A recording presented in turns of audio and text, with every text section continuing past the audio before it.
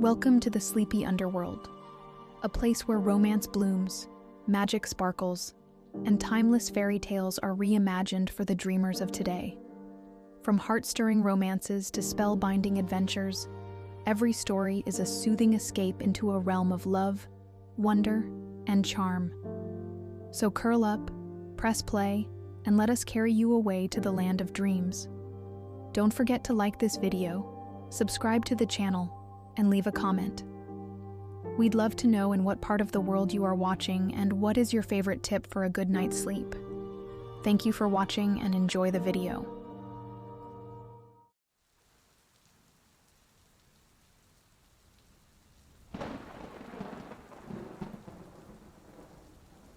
The scent of roses filled our bedroom the night I first felt Brendan's presence.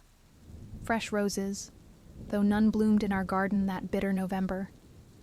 Their fragrance mingled with his familiar sandalwood cologne, the expensive one I'd given him for our last anniversary, the bottle still half full on his dresser.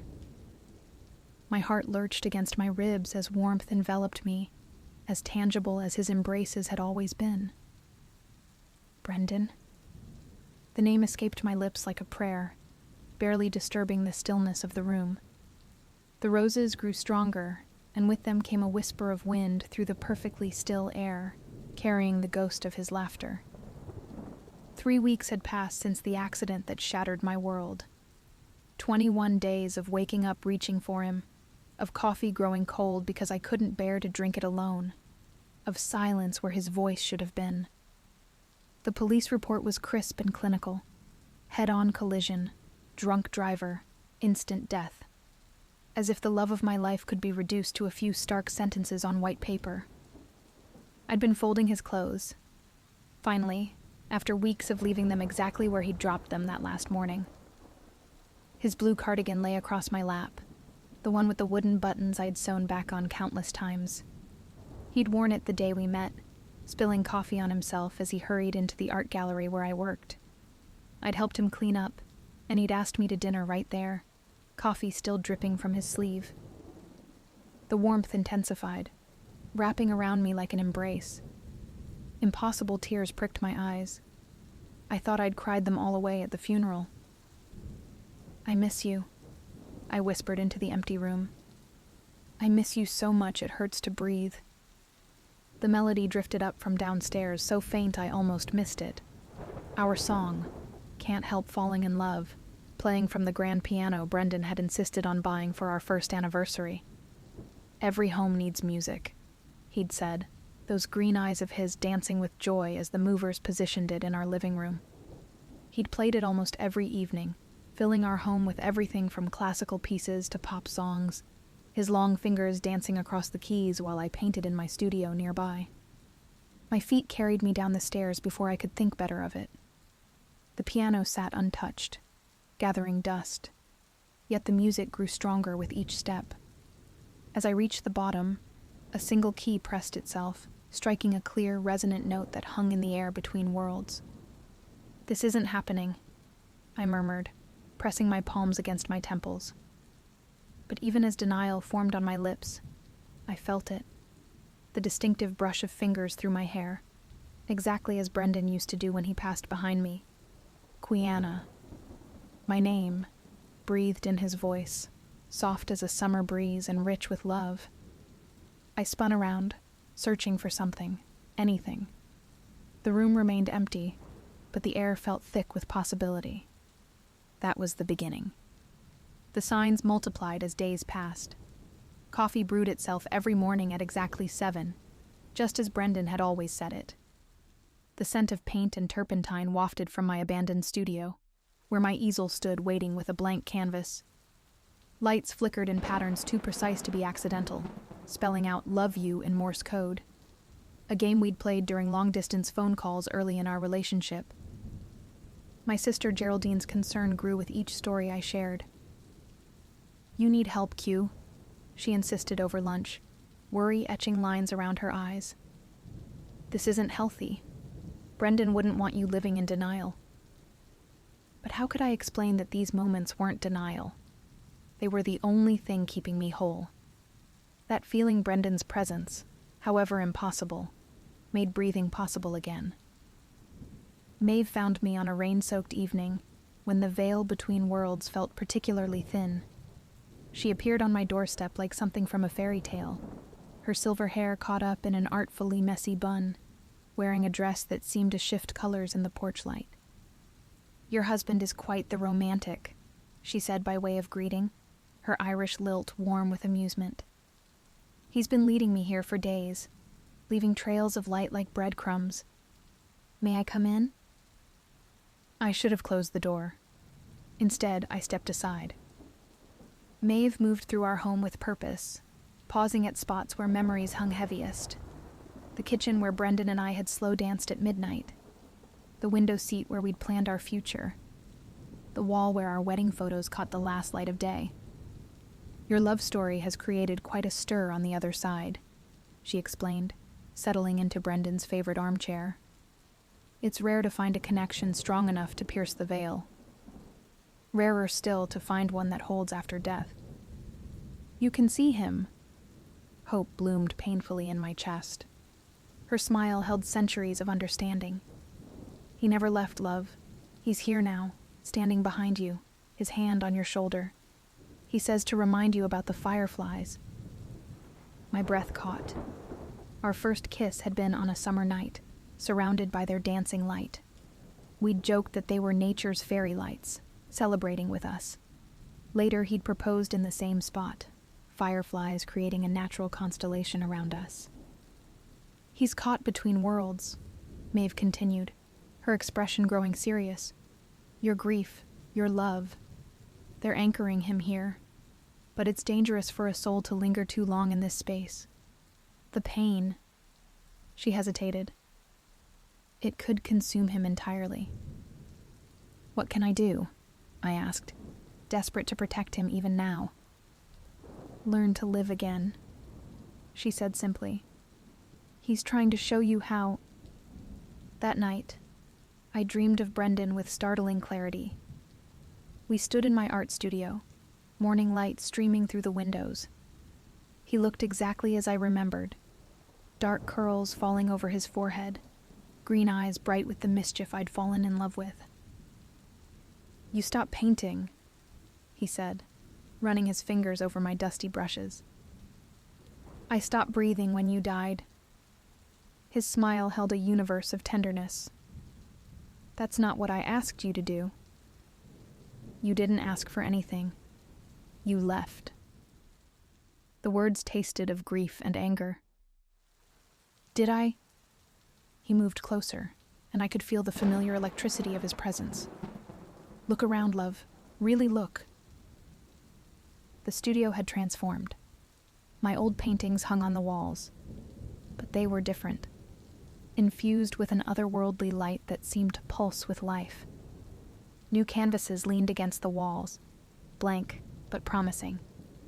Everything was clean, organized, ready. "You did this?" I had help. His laugh filled the room like sunshine. "It's amazing what a spirit can accomplish with enough motivation, but you have to do the rest." He reached for me, his touch cool but solid. "I have loved you all of my life, Kiana. Death did not change that." I woke with tears on my cheeks and paint beneath my fingernails. The days that followed took on a dreamlike quality. I began painting again, my work flowing from my brushes with an intensity I'd never known before. Colors seemed more vivid, emotions more acute. Each canvas captured moments between worlds, the space where love transcended death. Brendan's presence grew stronger. Sometimes I caught glimpses of him in mirrors or windows. A flash of his smile, the outline of his shape. The house came alive with signs of his love. Fresh flowers appearing in unexpected places, my favorite songs playing softly in empty rooms, the feeling of his arms around me when I cried. But Maeve's warnings echoed. Each manifestation seemed to cost him more energy. The temperature would plummet, lights would strain and dim, and sometimes I heard him gasp with effort. One night, I found him in our bedroom, his form more solid than I'd ever seen it. He stood by the window, bathed in moonlight, looking almost alive. Our song began to play, soft and clear. "Dance with me?" He held out his hand, and this time, when I took it, his touch felt almost warm. I stepped into his arms without hesitation. He felt real, solid, though his skin held the coolness of autumn air. We swayed together, and for a moment, time ceased to exist. "I have to go," he whispered into my hair. "I know." The words felt like broken glass. "Maeve said you're in pain." "Only when you are." His fingers traced my cheek. "You're starting to live again. I see it in your paintings, in your smile. That's all I ever wanted." "How can I let you go?" I pressed closer, trying to memorize the feeling of him. "You don't have to. I'll always be part of you, Kiana. But you have to let me love you differently now." We danced until dawn, painted the sky in whispered pinks and golds. With the first ray of sunlight, Brendan began to fade. "Promise me something," he said, his voice growing distant. "Promise you'll keep painting our love story." "I promise." I reached for him, but my hands passed through air. "I love you." "Forever," he whispered, and then he was gone. 5 years have passed since that morning. My paintings hang in galleries now, each one a window into the space between love and loss, life and death. People often ask what inspires the ethereal light that seems to glow from within each canvas. I tell them it's about love that transcends boundaries. Tonight, as I work on a new piece in my studio, a familiar warmth fills the room. A single firefly drifts through the air, its light pulsing with impossible brightness. It lands on my easel, illuminating the canvas where I'm painting our last dance. I don't need to see Brendan to know he's here, watching over me, loving me in his new way. Some loves, I've learned, are strong enough to transform rather than end. They become the light that guides us home, the warmth that keeps us going, the magic that turns grief into grace. The firefly rises, dancing through the air like a star come down to earth. Its light reminds me of the truth Brendan taught me. Love doesn't die. It simply learns to speak in whispers, in memories, in the quiet moments between heartbeats. And sometimes, if we're very lucky, it learns to shine like fireflies in the dark, guiding us home to the love that never truly leaves us. I never thought a worn-out quilt could change my life, but God works in mysterious ways. My name is Lillian, and this is how a simple blanket helped me find joy in life's imperfect moments. The autumn wind bit through my thin jacket as I hurried into Heaven's Treasures thrift store, my 6-year-old son Matthew trailing behind me. Dried leaves skittered across the cracked sidewalk, dancing in the golden afternoon light. The store's brass bell chimed as we entered, and the familiar scent of old books, mothballs, and furniture polish wrapped around us like a warm embrace. The floorboards creaked beneath our feet, their worn surface telling stories of countless footsteps before ours. "Mama, I'm cold," Matthew whispered, his small hand squeezing mine. His fingers felt like icicles against my palm, and I could see his breath forming tiny clouds. Working as a receptionist at the medical clinic barely covered our rent, and the heating in our apartment had been temperamental since our landlord installed a cut-rate system last winter. I pulled him closer, guilt weighing heavy in my chest. That's when I saw it, a quilt draped over an ancient maple rocking chair in the corner, its wood burnished to a soft gleam by decades of use. Something about its mismatched patches drew me in. Each square told a different story. Sunny yellows next to deep midnight blues, careful florals alongside sturdy plaids. The price tag read $15, more than I should spend with the electric bill looming, but my fingers traced the uneven stitches with a strange familiarity. The fabric felt soft and sturdy beneath my touch, worn smooth by years of love and use. It's speaking to you, isn't it? A gentle voice startled me. Ruth, the elderly volunteer who always worked Thursdays, stood nearby, her silver hair catching the warm light from the dusty windows. Her eyes twinkled behind wire-rimmed glasses that had seen decades of stories unfold. That quilt has quite a history. Matthew had already wrapped himself in its faded warmth, his eyes growing heavy as he nestled into its embrace. The deep purple circles under his eyes, evidence of too many sleepless nights in our cold apartment, decided for me. The $15 would mean rice and beans for dinner next week, but the peace settling over my son's features was worth every penny. That night, as I tucked Matthew under our new treasure, I noticed something peculiar. Each patch seemed to hold its own character, its own tale.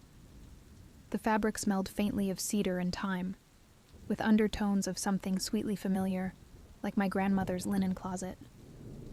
One square showed signs of careful mending, tiny stitches holding together what once was torn, each one placed with loving precision.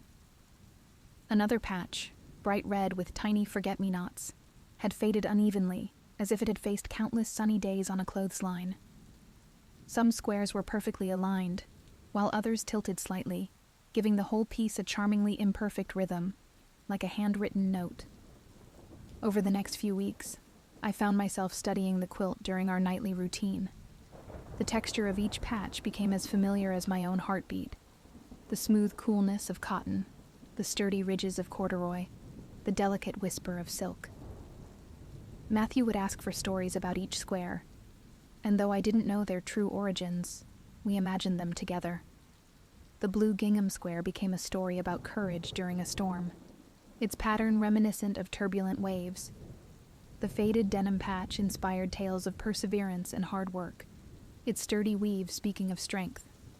One particularly difficult evening, after learning about upcoming layoffs at the clinic, I collapsed onto our second-hand couch, the quilt wrapped around my shoulders like a protective embrace. The weight of single motherhood pressed down on me, heavy as wet cement. Tears threatened to fall, but something about the warmth of those worn squares comforted me. That's when I noticed it. A tiny cross stitched in one corner with golden thread, nearly invisible unless you knew where to look. The stitches gleamed in the lamplight, a reminder of faith in dark moments. The next day, I returned to Heaven's Treasures, hoping Ruth could tell me more about the quilt's history. She was organizing donations, her weathered hands moving with practiced efficiency through a rainbow of cast-off treasures. The afternoon sun streamed through the windows, creating halos around the dancing dust motes.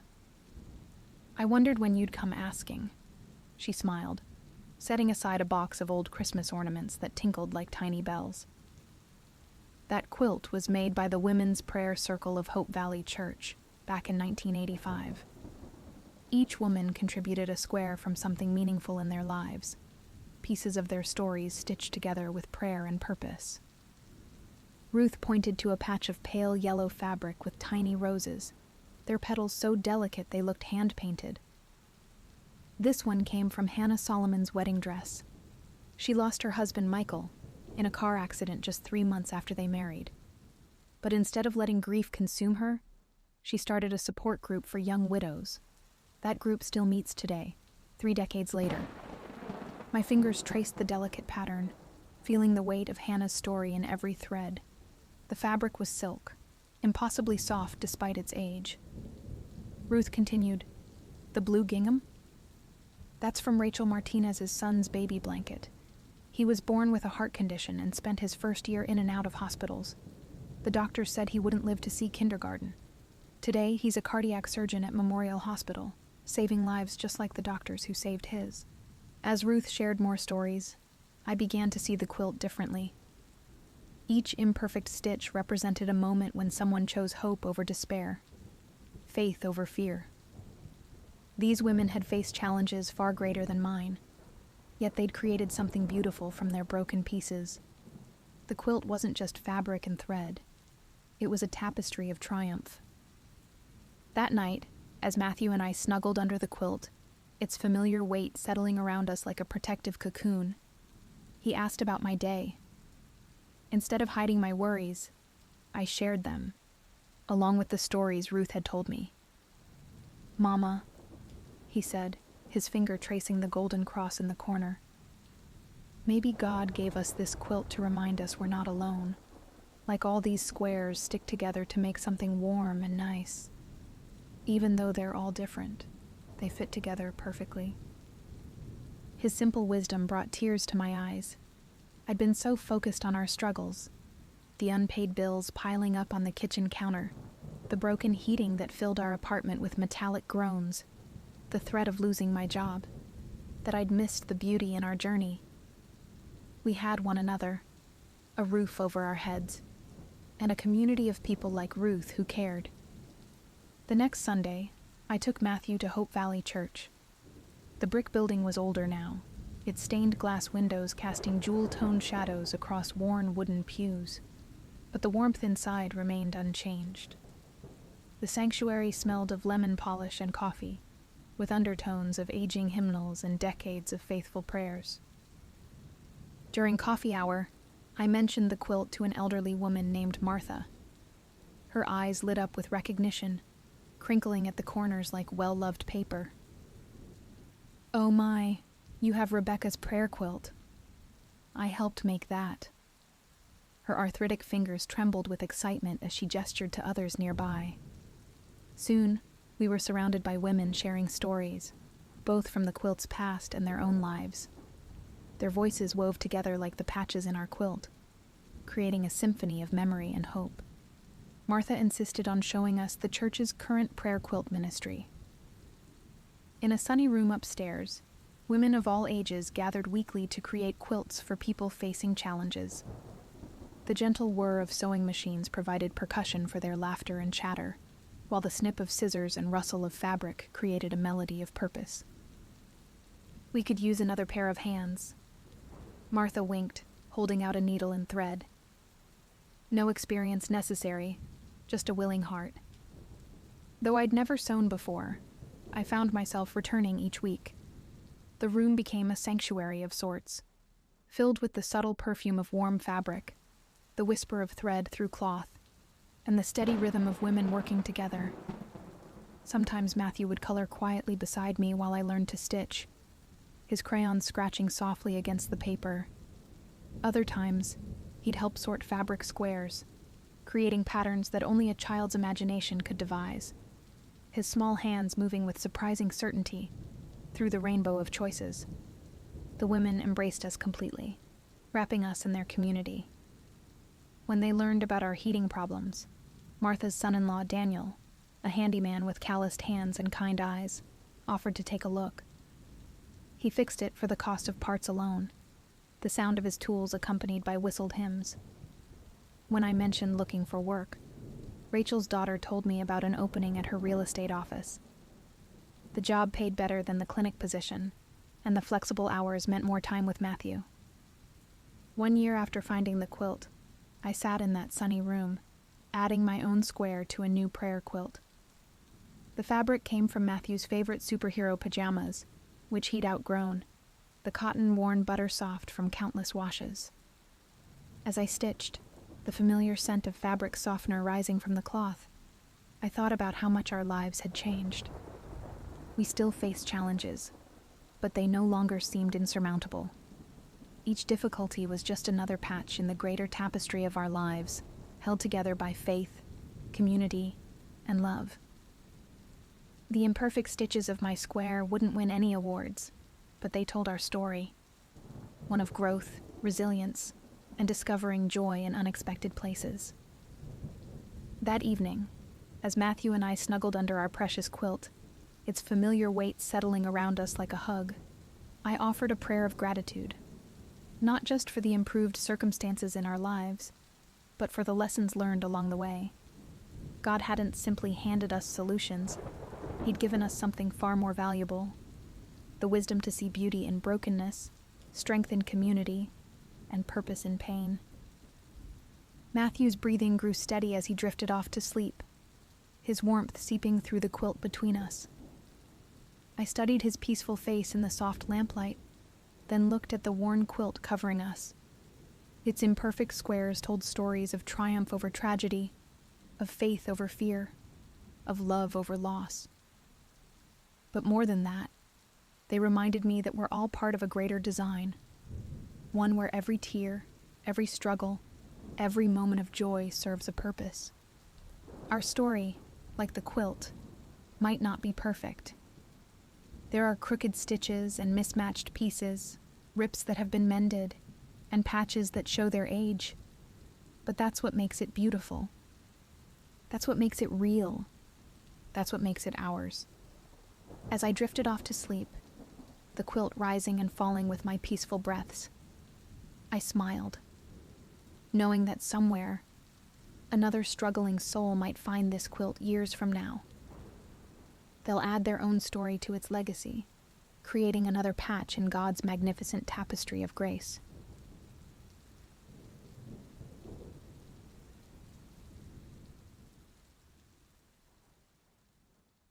The morning sun spilled through my window, warming my face as I opened my eyes. Outside, the familiar sounds of Oaxaca greeted me. Church bells in the distance, street vendors setting up their carts, and the melodic chatter of birds in the jacaranda trees. But something was missing. The aroma that had awakened me every morning of my childhood. My grandmother's bread. I pulled myself from bed and stared at my reflection in the mirror. Chef Leonardo Alvarez, 32 years old, award-winning culinary innovator from Mexico City, returned to his humble beginnings. The irony wasn't lost on me. After 15 years away, chasing Michelin stars and critical acclaim, I had come home to save the family business. At least that's what I told myself. The truth was more complicated. My panaderia, my grandmother Rafaela's panaderia, needed me. After her stroke 3 months ago, the business had faltered. The doctor said baking would help her recovery, but someone needed to manage operations. As the only grandchild with culinary experience, the responsibility fell to me.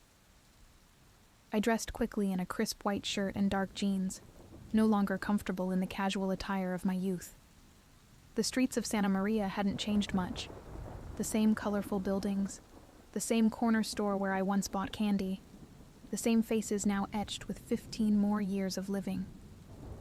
The wooden sign of Panaderia Milagros came into view, its paint faded, but still proudly displaying the business my great-grandmother had started during more difficult times. I hesitated at the door, inhaling deeply before pushing it open. The bell jingled, announcing my arrival. Inside, the shelves were half empty, a far cry from the abundant displays I remembered. The floor had been swept clean, but the countertops showed their age, and the display cases needed polishing. Still, the smell, that intoxicating blend of sugar, cinnamon, and fresh bread, enveloped me like an embrace. "Abuela?" I called out. Movement came from the kitchen, and then she appeared, wiping flour from her hands onto her apron. Rafaela Alvarez stood barely 5 feet tall, her gray hair pulled back in a neat bun, her brown skin mapped with wrinkles that deepened as she smiled. "Leo," she breathed, her eyes crinkling at the corners. "You came." I crossed the room in 3 strides and wrapped my arms around her small frame. She felt more fragile than I remembered, but her embrace remained strong. "Of course I came," I murmured into her hair, which smelled of vanilla and wood smoke. "I said I would." She pulled back, studying my face with eyes that missed nothing. "You look tired, mijo." "I'm fine, just the trip." I glanced around the bakery. "How are you feeling? Should you be working already?" She waved away my concern. "The doctor said I should use my hands. Besides, the bread won't bake itself." She gestured toward the kitchen. "Come, you're just in time to help with the conchas." The kitchen was smaller than I remembered, or perhaps I had grown. Industrial-grade mixers and ovens dominated the space in my Mexico City restaurant. Here, most tools were decades old, lovingly maintained but outdated. My grandmother moved with practiced ease, despite her recent illness. Her hands, marked with age spots and slight tremors, still worked the dough with graceful precision. I watched as she hummed softly, adding ingredients without measuring. "This place has potential," I said, mentally calculating the cost for new equipment. With some upgrades and a modernized menu, we could really turn things around. Her humming stopped. "Turn what around?" "The business. I checked the books last night. Sales have been declining for years." She continued kneading. "We make enough, always have. But you could make more, work less. The right equipment would double your production capacity." "And then what would these hands do all day?" She held them up, flour-dusted and dignified. "This isn't about efficiency, Leo." I bit back my frustration. "At least let me help today. Show me what you're working on." She softened then, gesturing me closer. "We're making conchas. Remember how you loved them as a boy?" The memory surfaced easily, sitting on a stool beside her, watching the magic happen, sneaking pinches of the sweet topping when she pretended not to look. "I remember," I said quietly. "Good. Then you remember the secret." I frowned. "The secret?" "Every pan dulce needs a blessing." She cupped her hands around the dough. "My grandmother taught this to my mother, who taught it to me." I resisted the urge to roll my eyes. This was exactly the kind of superstition that had no place in modern baking. Precise measurements, controlled temperatures, and standardized procedures. These were the foundations of consistency and excellence. "Abuela, Shh," she interrupted. "Watch." She closed her eyes and whispered words I couldn't quite catch, her lips moving in what looked like a prayer. Her hands caressed the dough with something like reverence. "What did you say?" I asked when she finished. Her eyes twinkled. "That's between me and the bread. And someday, between you and the bread." I pushed down my skepticism. "Let me help you with the rest. You shouldn't overdo it." For the remainder of the morning, we worked side by side. Despite my training, I found myself following her lead, adjusting to her rhythms rather than imposing my own. Customers trickled in, each greeting my grandmother with warm familiarity. Many remembered me, expressing delight at my return and pride in my success. "Your grandmother never stops talking about you," an elderly woman told me as I handed her a bag of sweet rolls. "Her famous grandson, the big city chef." I glanced at my grandmother, who pretended to be busy with the register. "I'm just a cook who got lucky," I replied. The woman patted my hand. "No such thing as luck in this family, only blessings." By closing time, my back ached from bending over the two short counters, and my fingers were sticky with sugar and dough. Yet I felt a peculiar satisfaction, different from the adrenaline rush of a successful dinner service, more like the quiet contentment of a well-spent day. As I wiped down the counters, my grandmother counted the day's earnings. "Not bad," she said, securing the money in an ancient lockbox. "Better than yesterday." "It could be better still," I couldn't help saying. "I have ideas, Abuela. Let me show you." She regarded me steadily. "Tomorrow. Tonight you rest. I'll make dinner." I knew better than to argue. We walked the short distance to her house, my childhood home, in comfortable silence. The evening air carried the scent of charcoal and cooking meat from neighboring houses, and somewhere a radio played a melancholy ranchera. As we approached her gate, a woman emerged from the house next door. The setting sun caught in her dark hair, creating a momentary halo of copper and gold. She smiled in recognition. "Doña Rafaela," she called, approaching us. "How are you feeling today?" "Better every day, Elena," my grandmother replied. She gestured to me with unmistakable pride. My grandson, Leonardo. He's come to help with the panaderia. The woman turned her gaze to me, and something shifted in the evening air. Her eyes, dark as espresso and just as warm, widened slightly. "Leo?" she said. "Leo Alvarez?" I studied her face, searching for a connection to my past. She stood about my height, with delicate features and a gentle curve to her lips. Something familiar stirred in my memory. "Elena Diaz," I ventured, recalling the shy girl who had lived next door in my youth. Her laugh confirmed it, a melodic sound that sparked an unexpected warmth in my chest. "I wondered if you'd remember me." "Of course," I said, though in truth the girl I remembered bore little resemblance to the captivating woman before me. "You used to help your mother in her flower shop." "Still do," she replied, "though it's my shop now." She held up hands stained with faint colors, evidence of her work. "My mother retired last year." My grandmother, observing our exchange with thinly veiled interest, touched my arm. "Elena delivers fresh flowers to the panaderia every Monday. Her arrangements bring many customers." "For the flowers, not the bread," Elena demurred. "Everyone knows Panaderia Milagros has the best pan dulce in Oaxaca." A comfortable silence settled between us, filled with unspoken questions and the gentle pulse of recognition. My grandmother, ever the strategist, broke it with an invitation. "Join us for dinner, Elena. I've made enough for 3.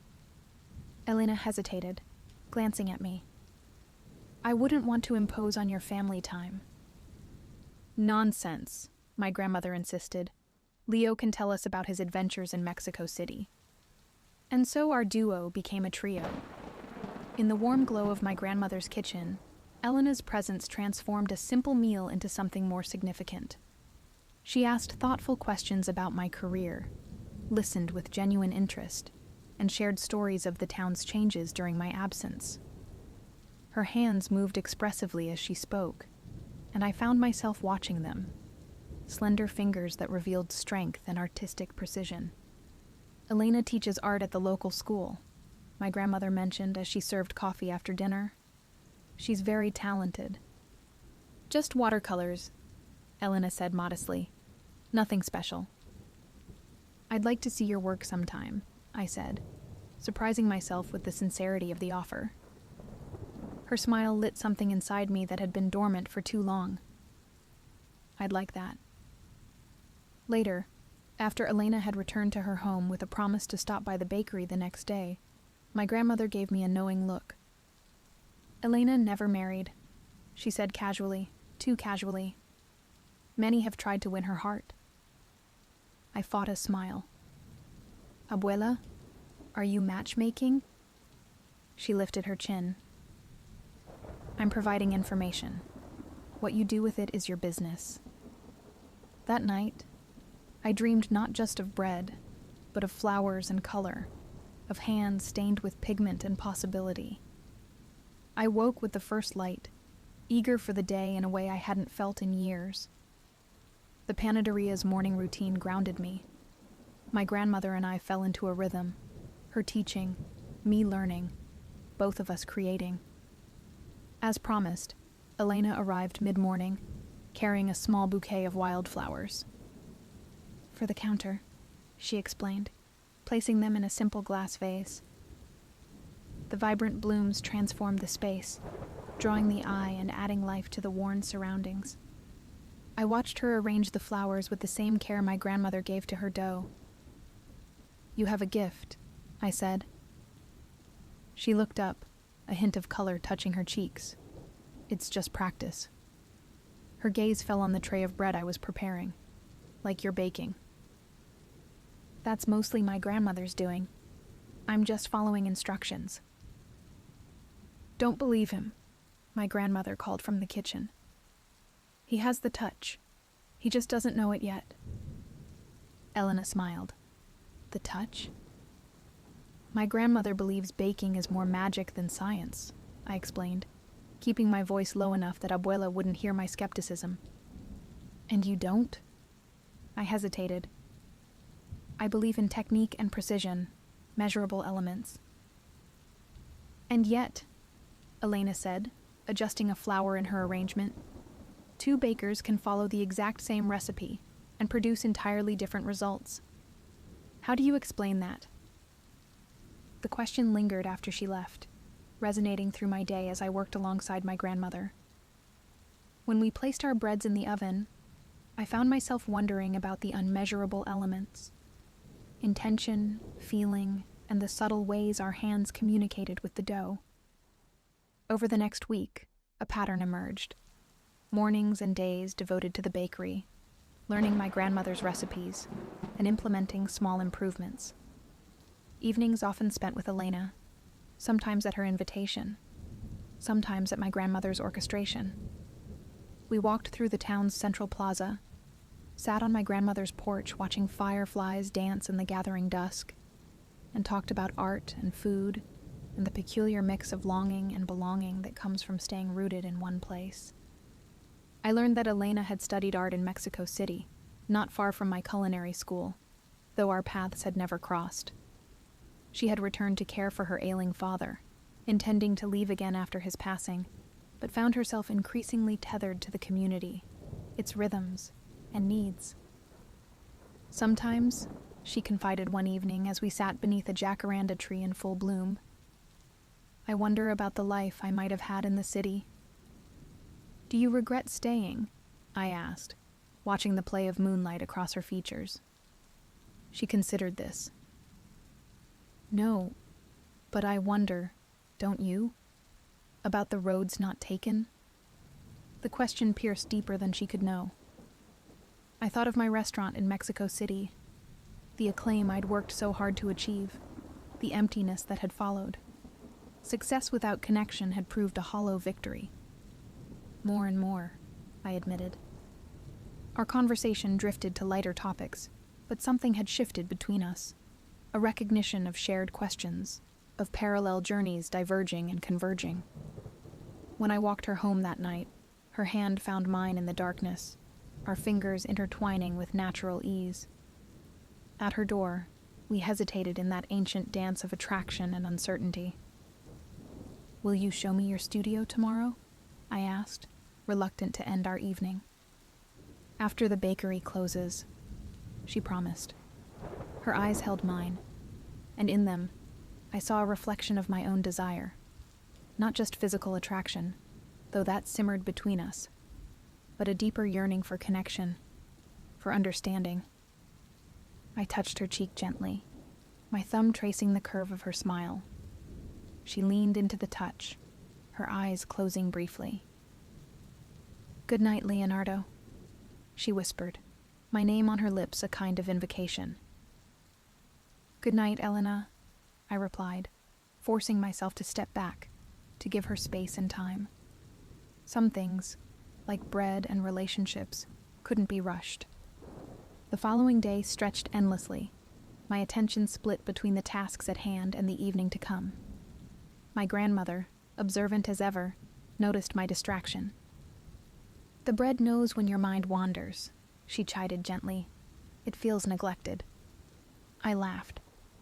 The bread has no feelings, Abuela. No? She pressed my hands into the dough we were kneading. Then why does it respond differently to different hands?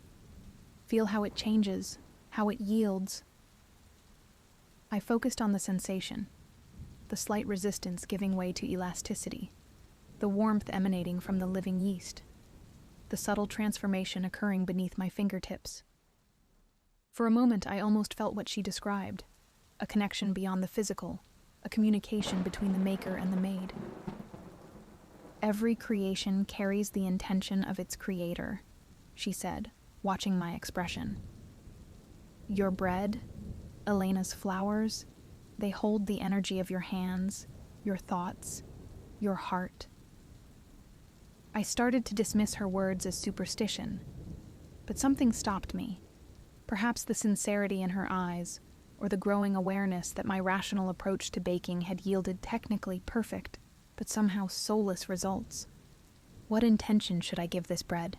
I asked, surprising myself with the question. Her smile deepened the lines around her eyes. "What do you want those who eat it to feel?" I thought of the community that had welcomed me back without judgment, of Elena and the gentle awakening she'd stirred in me, of my grandmother's unfailing belief in the magic of ordinary things. "Connection," I said. "Remembrance. Joy." She nodded. "Then that's your blessing." That evening, after closing the bakery, I met Elena at her studio, a converted shed behind her house, its walls lined with paintings in various stages of completion. Watercolor landscapes captured the mountains surrounding our town, abstracted figures danced across canvases, and intimate still lifes of everyday objects revealed beauty in the mundane. "These are beautiful," I said, genuinely impressed by her skill and vision. "You see things differently."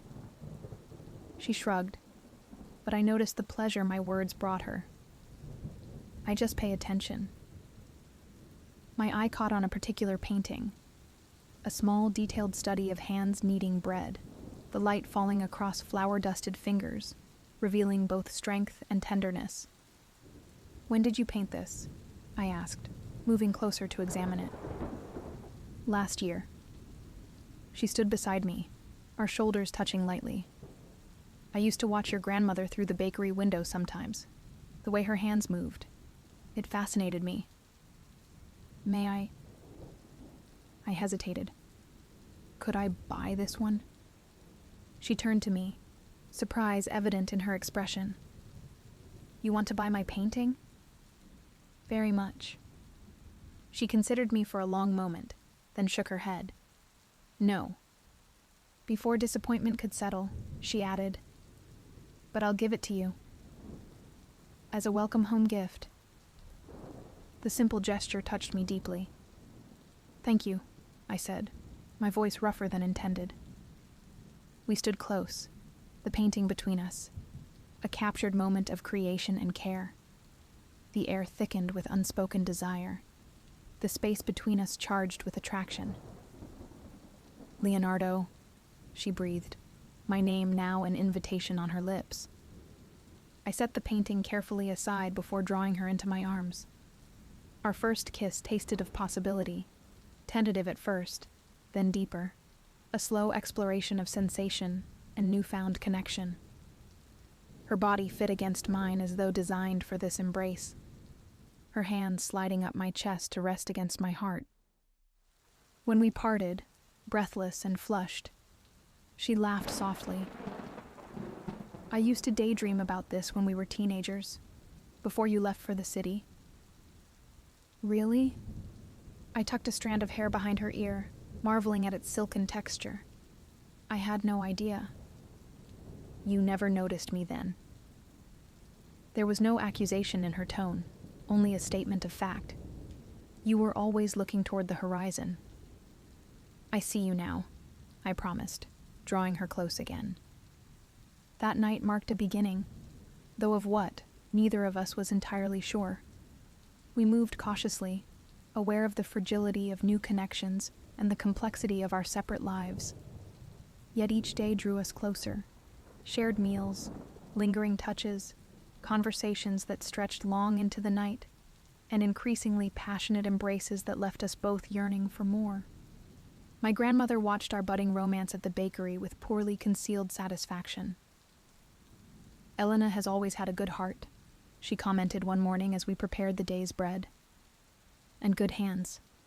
Important for an artist, and a baker's wife." "Abuela," I protested, "it's too soon for that kind of talk." She shrugged, unrepentant. The heart knows what it wants, even when the mind is slow to catch up. I couldn't deny the truth in her words. My feelings for Elena had blossomed with surprising speed and intensity, rooted in our shared past and present connection. She understood my ambition without sharing it, appreciated my skill without being intimidated by it, and challenged my assumptions without dismissing them. 2 weeks into my stay, as the panaderia began to show signs of revival under our combined efforts, I received a call from my business partner in Mexico City. "The investors are getting nervous, Leo," Javier informed me without preamble. "They're talking about pulling out if you don't return soon." The news should have alarmed me more than it did. 3 months ago, the thought of losing my restaurant would have devastated me. Now, standing in my grandmother's kitchen with flour on my hands and the scent of her teaching surrounding me, I felt a curious detachment. "Let me think about it," I replied, much to Javier's consternation. That evening, I shared the situation with Elena as we walked along the river that bordered the town. The setting sun painted the water with streaks of gold and crimson, a watercolor come to life. "Will you go back?" she asked, her voice neutral. I studied the horizon, considering possibilities I hadn't allowed myself to entertain before. "I don't know. 3 weeks ago, the answer would have been obvious. And now?" I stopped walking, turning to face her. "Now I'm not sure what success means, or what I'd be returning to." She held my gaze, searching. "And what would you be leaving behind?"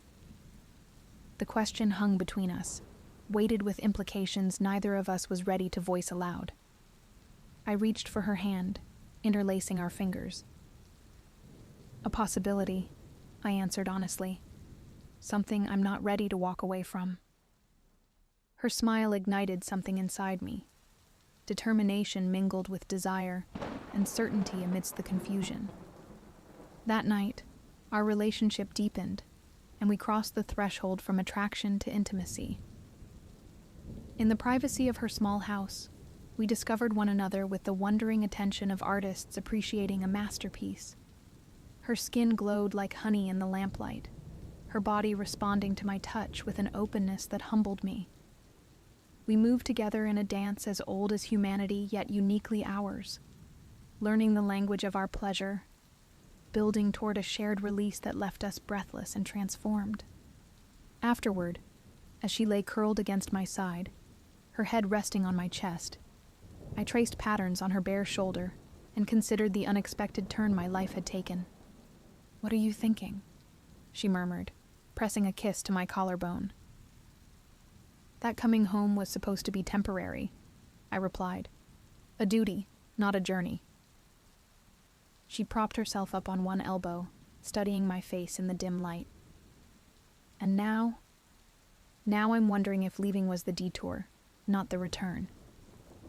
She smiled, leaning down to kiss me with such tenderness that my chest ached with emotion. "Whatever you decide," she whispered against my lips. "Make sure it's what your heart truly wants." In the days that followed, as the deadline for my decision loomed, I threw myself into the work of the bakery with renewed purpose. My grandmother's health had improved markedly, her hands steadier, her energy returning, but the business still needed direction. I began to see possibilities that honored her traditions while embracing necessary changes. One afternoon, as we experimented with new flavor combinations, traditional pan dulce infused with local fruits and spices, I noticed my grandmother watching me with an expression I couldn't interpret. "What is it?" I asked, pausing in my work. "You're creating," she said simply, "not just following." I glanced down at the dough before me, realizing she was right. I had moved beyond replication to innovation. "I learned from the best," I replied, earning a smile that warmed me to my core. That evening, seeking clarity, I revisited my grandmother's recipe notebook, the collection of stories and blessings I'd discovered earlier. With a new perspective, I recognized what I'd missed before. These weren't just sentimental anecdotes, but a map of connection, a record of how one person's craft had touched countless lives. For Leonardo when he returns, the bread of remembering, that he might find what he left behind. The entry still moved me, but now I understood it differently. What I had left behind wasn't just a place or a tradition, but a way of being, present, connected, and attuned to the magic in ordinary moments. I was deep in thought when Elena arrived, a bottle of wine in hand and concern in her eyes. "Your grandmother said you needed company," she explained, setting the wine aside to cup my face in her hands. "You've been quiet all day." I pulled her close, breathing in her scent, flowers and paint and something essentially her. "I've been thinking about my place in all this." We settled on my grandmother's small porch, glasses of wine in hand, the evening's first stars appearing above us. "I used to think success meant recognition, acclaim," I confessed. "A restaurant with my name on it and reviews praising my genius." Elena listened, her presence a balm to my conflicted thoughts. "But here," I continued, "success looks different. It's the way a customer's face lights up when they taste something that reminds them of childhood. It's creating something that nourishes more than the body." "What are you saying, Leo?" she asked softly. I met her gaze, finding courage in her unwavering support. "I'm saying I don't want to go back, not permanently anyway. I want to build something here, with my grandmother while she's still able to teach me and then carry it forward." The admission lifted a weight I hadn't realized I was carrying. Elena's smile unfurled slowly, like a flower opening to the sun. "Are you sure?" she pressed. "Your restaurant, your career can evolve," I finished for her. "Maybe I'll split my time, bring elements of Oaxaca to Mexico City. Or maybe I'll let Javier take over there and focus on transforming Panaderia Milagros into something new while honoring what it's always been." She set her wine aside and moved to sit on my lap, her arms encircling my neck. "And us?" she whispered. "Where do we fit in this vision?" I held her gaze, allowing her to see everything I felt. Desire, yes, but also deepening affection, respect, and the seedlings of something that might, with care and time, grow into love. "At the center," I answered truthfully. "If that's what you want." Her kiss was answer enough, a promise sealed with the press of her body against mine, the subtle movement of her hips igniting a fire that had been smoldering since our first night together. We made love beneath the stars, the porch swing creaking rhythmically with our movements, our gasps mingling with the night sounds of crickets and distant music. Her pleasure crested before mine, her body tensing and releasing with a cry muffled against my shoulder. I followed moments later, her name a prayer on my lips. "Stay with me tonight," I murmured as we adjusted our clothing, reluctant to break the connection between us. She nodded, her hair falling forward to curtain her flushed face. "Every night, if you asked." The statement hung between us. I tilted her chin up, ensuring she saw the sincerity in my expression. "Be careful with such offers," I cautioned gently. "I might take you up on them." Her smile held no reservation. "I'm counting on it." The next morning, I called Javier with my decision. To his credit, after the initial shock, he understood. "You found something worth staying for," he said, a statement rather than a question. "Someone," I corrected, "and something, a different kind of success." "The girl from your Instagram posts? The artist?" I smiled, thinking of Elena's face as she slept beside me, peaceful and perfect. "Yes, and the bakery, my grandmother's legacy." "Well," Javier sighed, "at least promise you'll come back long enough to train your replacement and say a proper goodbye. The investors will be more amenable if you help with the transition." I agreed, relief flooding me at having made a decision that aligned with my newly discovered truth. When I shared the news with my grandmother, her reaction surprised me. "Of course you're staying," she said, as though it had been a foregone conclusion. "The bread told me weeks ago." I laughed. The bread is quite the conversationalist. Only to those who listen. She patted my cheek. "Now, about the wedding plans." Abuela, I protested. Elena and I are just beginning. There's no rush. She raised an eyebrow. At my age, mijo, everything feels rushed. Despite my protestations, the thought of a future with Elena filled me with quiet joy. That evening, when I told her about my conversation with Javier, she listened with thoughtful attention. You'll need to return to Mexico City for a while, she noted, just long enough to ensure a smooth transition. A month, perhaps 2. Her fingers traced patterns on my chest as we lay together in her bed. I could come with you, she suggested. See your world. The offer touched me deeply. I'd like that. Very much. And then we come back here? Build something together? I looked into her eyes. That's the plan. If you're in. Her smile answered before her words did. I'm in. The next few weeks passed in a blur of activity. My grandmother and I reimagined the panaderia, blending tradition with innovation. Elena helped design new packaging and signage, incorporating elements of local artistry. We began planning for modest renovations that would preserve the bakery's charm while improving functionality. Word spread through the town about the changes, bringing curious customers and increasing sales. Each morning, my grandmother and I blessed the bread together, her ancient rituals merging with my creative adaptations. Each evening, Elena and I explored our deepening connection, learning the landscapes of one another's bodies and hearts.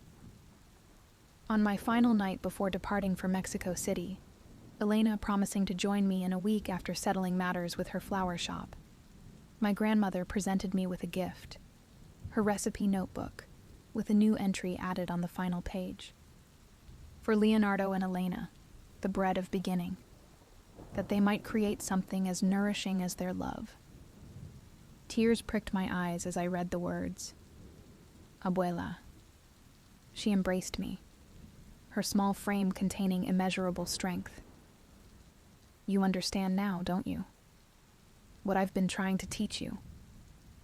I nodded, words momentarily beyond me.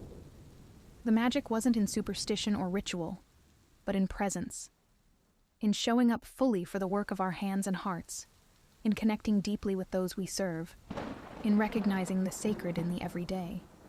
Later, as Elena and I stood beneath a sky ablaze with stars, our bodies pressed together in a dance of anticipation and temporary farewell, I whispered my own blessing against her skin.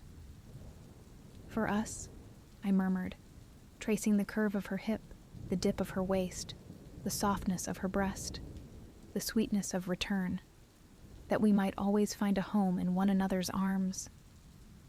She pulled me closer, our bodies merging in a passionate affirmation of what we'd discovered together. As we moved in perfect rhythm, the boundaries between giving and receiving dissolving in the alchemy of our connection, I understood at last what my grandmother had always known. Love, like bread, required faithful attention, gentle hands, and a willingness to believe in magic. In the morning, I would leave for Mexico City, not as an escape, but as a necessary step in our journey together. In a week, Elena would join me, bringing her artist's eye to my culinary world. In time, we would return to Panaderia Milagros, where we would blend our separate gifts into something new and nourishing. But tonight was for us alone, for the ancient dance of lovers discovering each other anew, for the promises whispered in the dark, for the bread of our beginning. Outside, the moon bathed Oaxaca in silver light, illuminating the bakery where generations of my family had transformed simple ingredients into daily magic. Within the circle of Elena's arms, I found my own magic, the miraculous alchemy of two people choosing one another, creating something more wondrous than either could create alone. Te amo, I whispered, as she trembled beneath me, around me, her pleasure and mine inseparable in that moment of release. Te amo, she echoed, the words both promise and fulfillment. It was then that I realized I had rediscovered what I had lost so many years before, not merely a location or a custom, but the bravery to trust in invisible forces, the strength of intent, and the magic found in compassionate hands. My grandmother had been right all along. The secret was never in the recipe, but in the blessing. The love poured into each creation, whether bread or a relationship or life itself. As Elena and I drifted towards sleep, our bodies entwined and our hearts aligned, I sent up a silent prayer of gratitude for the journey that had led me home, to this woman, to this moment, to this perfect understanding of what it meant to create something truly magical. The bread of beginning, the sweetest recipe of all.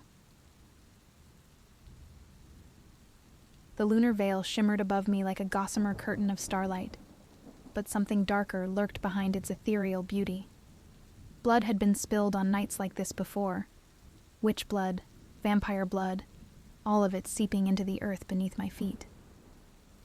I could feel it calling to my magic, ancient violence resonating with the power that coursed through my veins.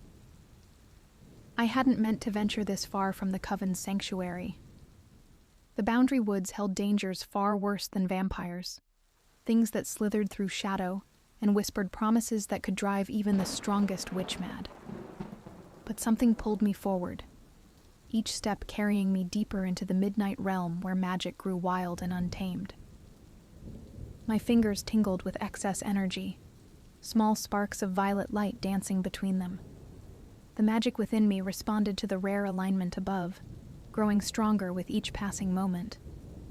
As a daughter of the Enchanted Coven, I'd been taught to fear this raw power, to contain it within the strict boundaries of our ancient laws. We all knew the stories of witches who'd let their power run unchecked, how they'd transformed into creatures of pure magic, their humanity burning away like morning mist. I reached a clearing where moonlight pooled like liquid silver on the grass. The rational part of my mind urged me to turn back, to return to the safety of the Coven's walls. Instead, I lifted my face to the stars and let my power flow freely for the first time in my life. Purple light erupted from my palms, weaving through the air in intricate patterns that matched the rhythm of my heartbeat. The magic sang through my blood, sweet and seductive, promising things I'd never dared to dream. "Beautiful," a voice murmured from the shadows, rich as dark honey and just as dangerous. I spun around, magic crackling defensively around my fingers. He emerged from the darkness like a figure from a dream, tall and elegant, with features that seemed carved from marble. But it was his eyes that caught me, ancient and sorrowful despite the gentle smile playing at his lips. They held centuries of pain, of watching civilizations rise and fall, of loving and losing until the weight of memory became almost unbearable. I knew instantly what he was. Vampire. The air grew thick with the scent of copper and roses, his power manifesting in response to mine. I'd been taught that vampire magic was corrupt, a twisted mockery of true power. But this was something else entirely. Dark and intoxicating, yes, but with an underlying complexity that called to something deep within my soul. "You should run," he said softly, though he made no move to attack. His fangs gleamed in the moonlight, not threateningly, but as a reminder of what he was, what he needed to survive. That would be the wise choice. I should have. Every lesson, every warning, every story I'd ever heard screamed at me to flee. The last witch who'd fallen for a vampire's charms had been found drained and cold, her magic twisted into something that still haunted the border woods. But beneath his predator's grace, I sensed a pain that echoed my own loneliness. "I'm not afraid." "No," he mused, taking a careful step closer. The shadows seemed to curl around him like loyal pets. "You're not, are you? I'm Marcus." "Lola." The name slipped out before I could stop it. My magic, rather than recoiling from his darkness as I'd been taught it would, reached for him like tendrils of light seeking warmth. The air between us crackled with possibility and danger. He noticed, his eyes widening slightly as purple sparkles danced in the air between us. They mixed with his shadows, creating complex patterns. Your power. It's extraordinary. I've never seen anything like it. Most witchlight burns us, but yours? It's stronger tonight, under the lunar veil. I didn't know why I was telling him this, sharing secrets with a creature I'd been raised to despise. Yet something about his presence felt right, as if the universe itself had orchestrated this moment. The old books say the veil thins the boundaries between all realms, life and death, light and shadow. Yes, Marcus said, now close enough that I could see flecks of blood red in his dark eyes. It strips away illusion, showing us things as they truly are. His hand lifted, hesitating just shy of touching the magic that swirled around me. May I? I nodded, my breath catching as his fingers brushed through the violet light. Instead of dissipating as I expected, my magic intensified, wrapping around his hand like a caress. Where it touched him, his shadows transformed, becoming something neither light nor dark, but beautifully, terrifyingly other.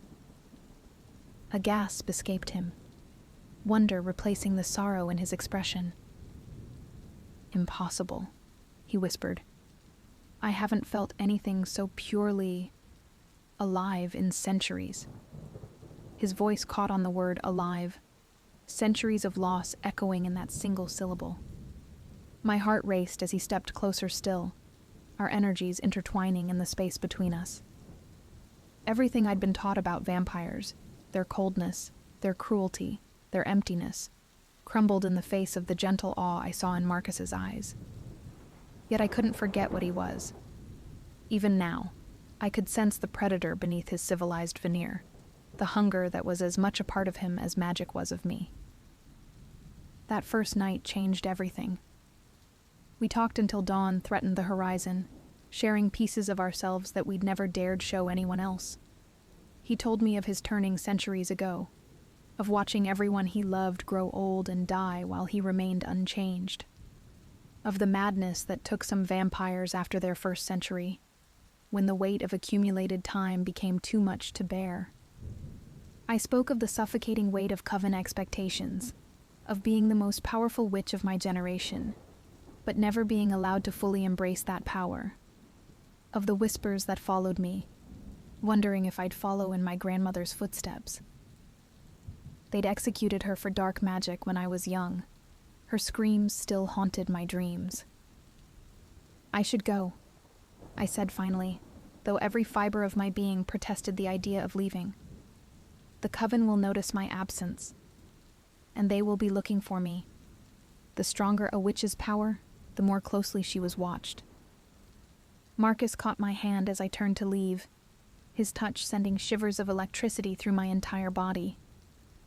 His skin was cool, but everywhere our flesh met, heat bloomed. Will you come back tomorrow night? I knew I shouldn't.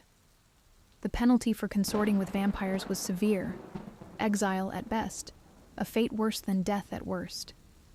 The coven had ways of binding a witch's power that left her trapped inside her own mind, aware but unable to access the magic that was as essential as breathing. But looking into his eyes, I couldn't imagine staying away. Yes. That promise marked the beginning of our secret romance. Night after night, I slipped away from the coven to meet him in our clearing. Sometimes we talked for hours, sharing stories and dreams. Other times we sat in comfortable silence, my magic dancing around us both as he held me close. Always, there was the underlying current of danger, the knowledge that discovery would mean destruction for us both. Marcus showed me a different side of vampire nature than the stories I'd been told. He was thoughtful, kind, and carried a deep appreciation for beauty that centuries of life hadn't diminished. When he looked at me, I felt truly seen for the first time in my life.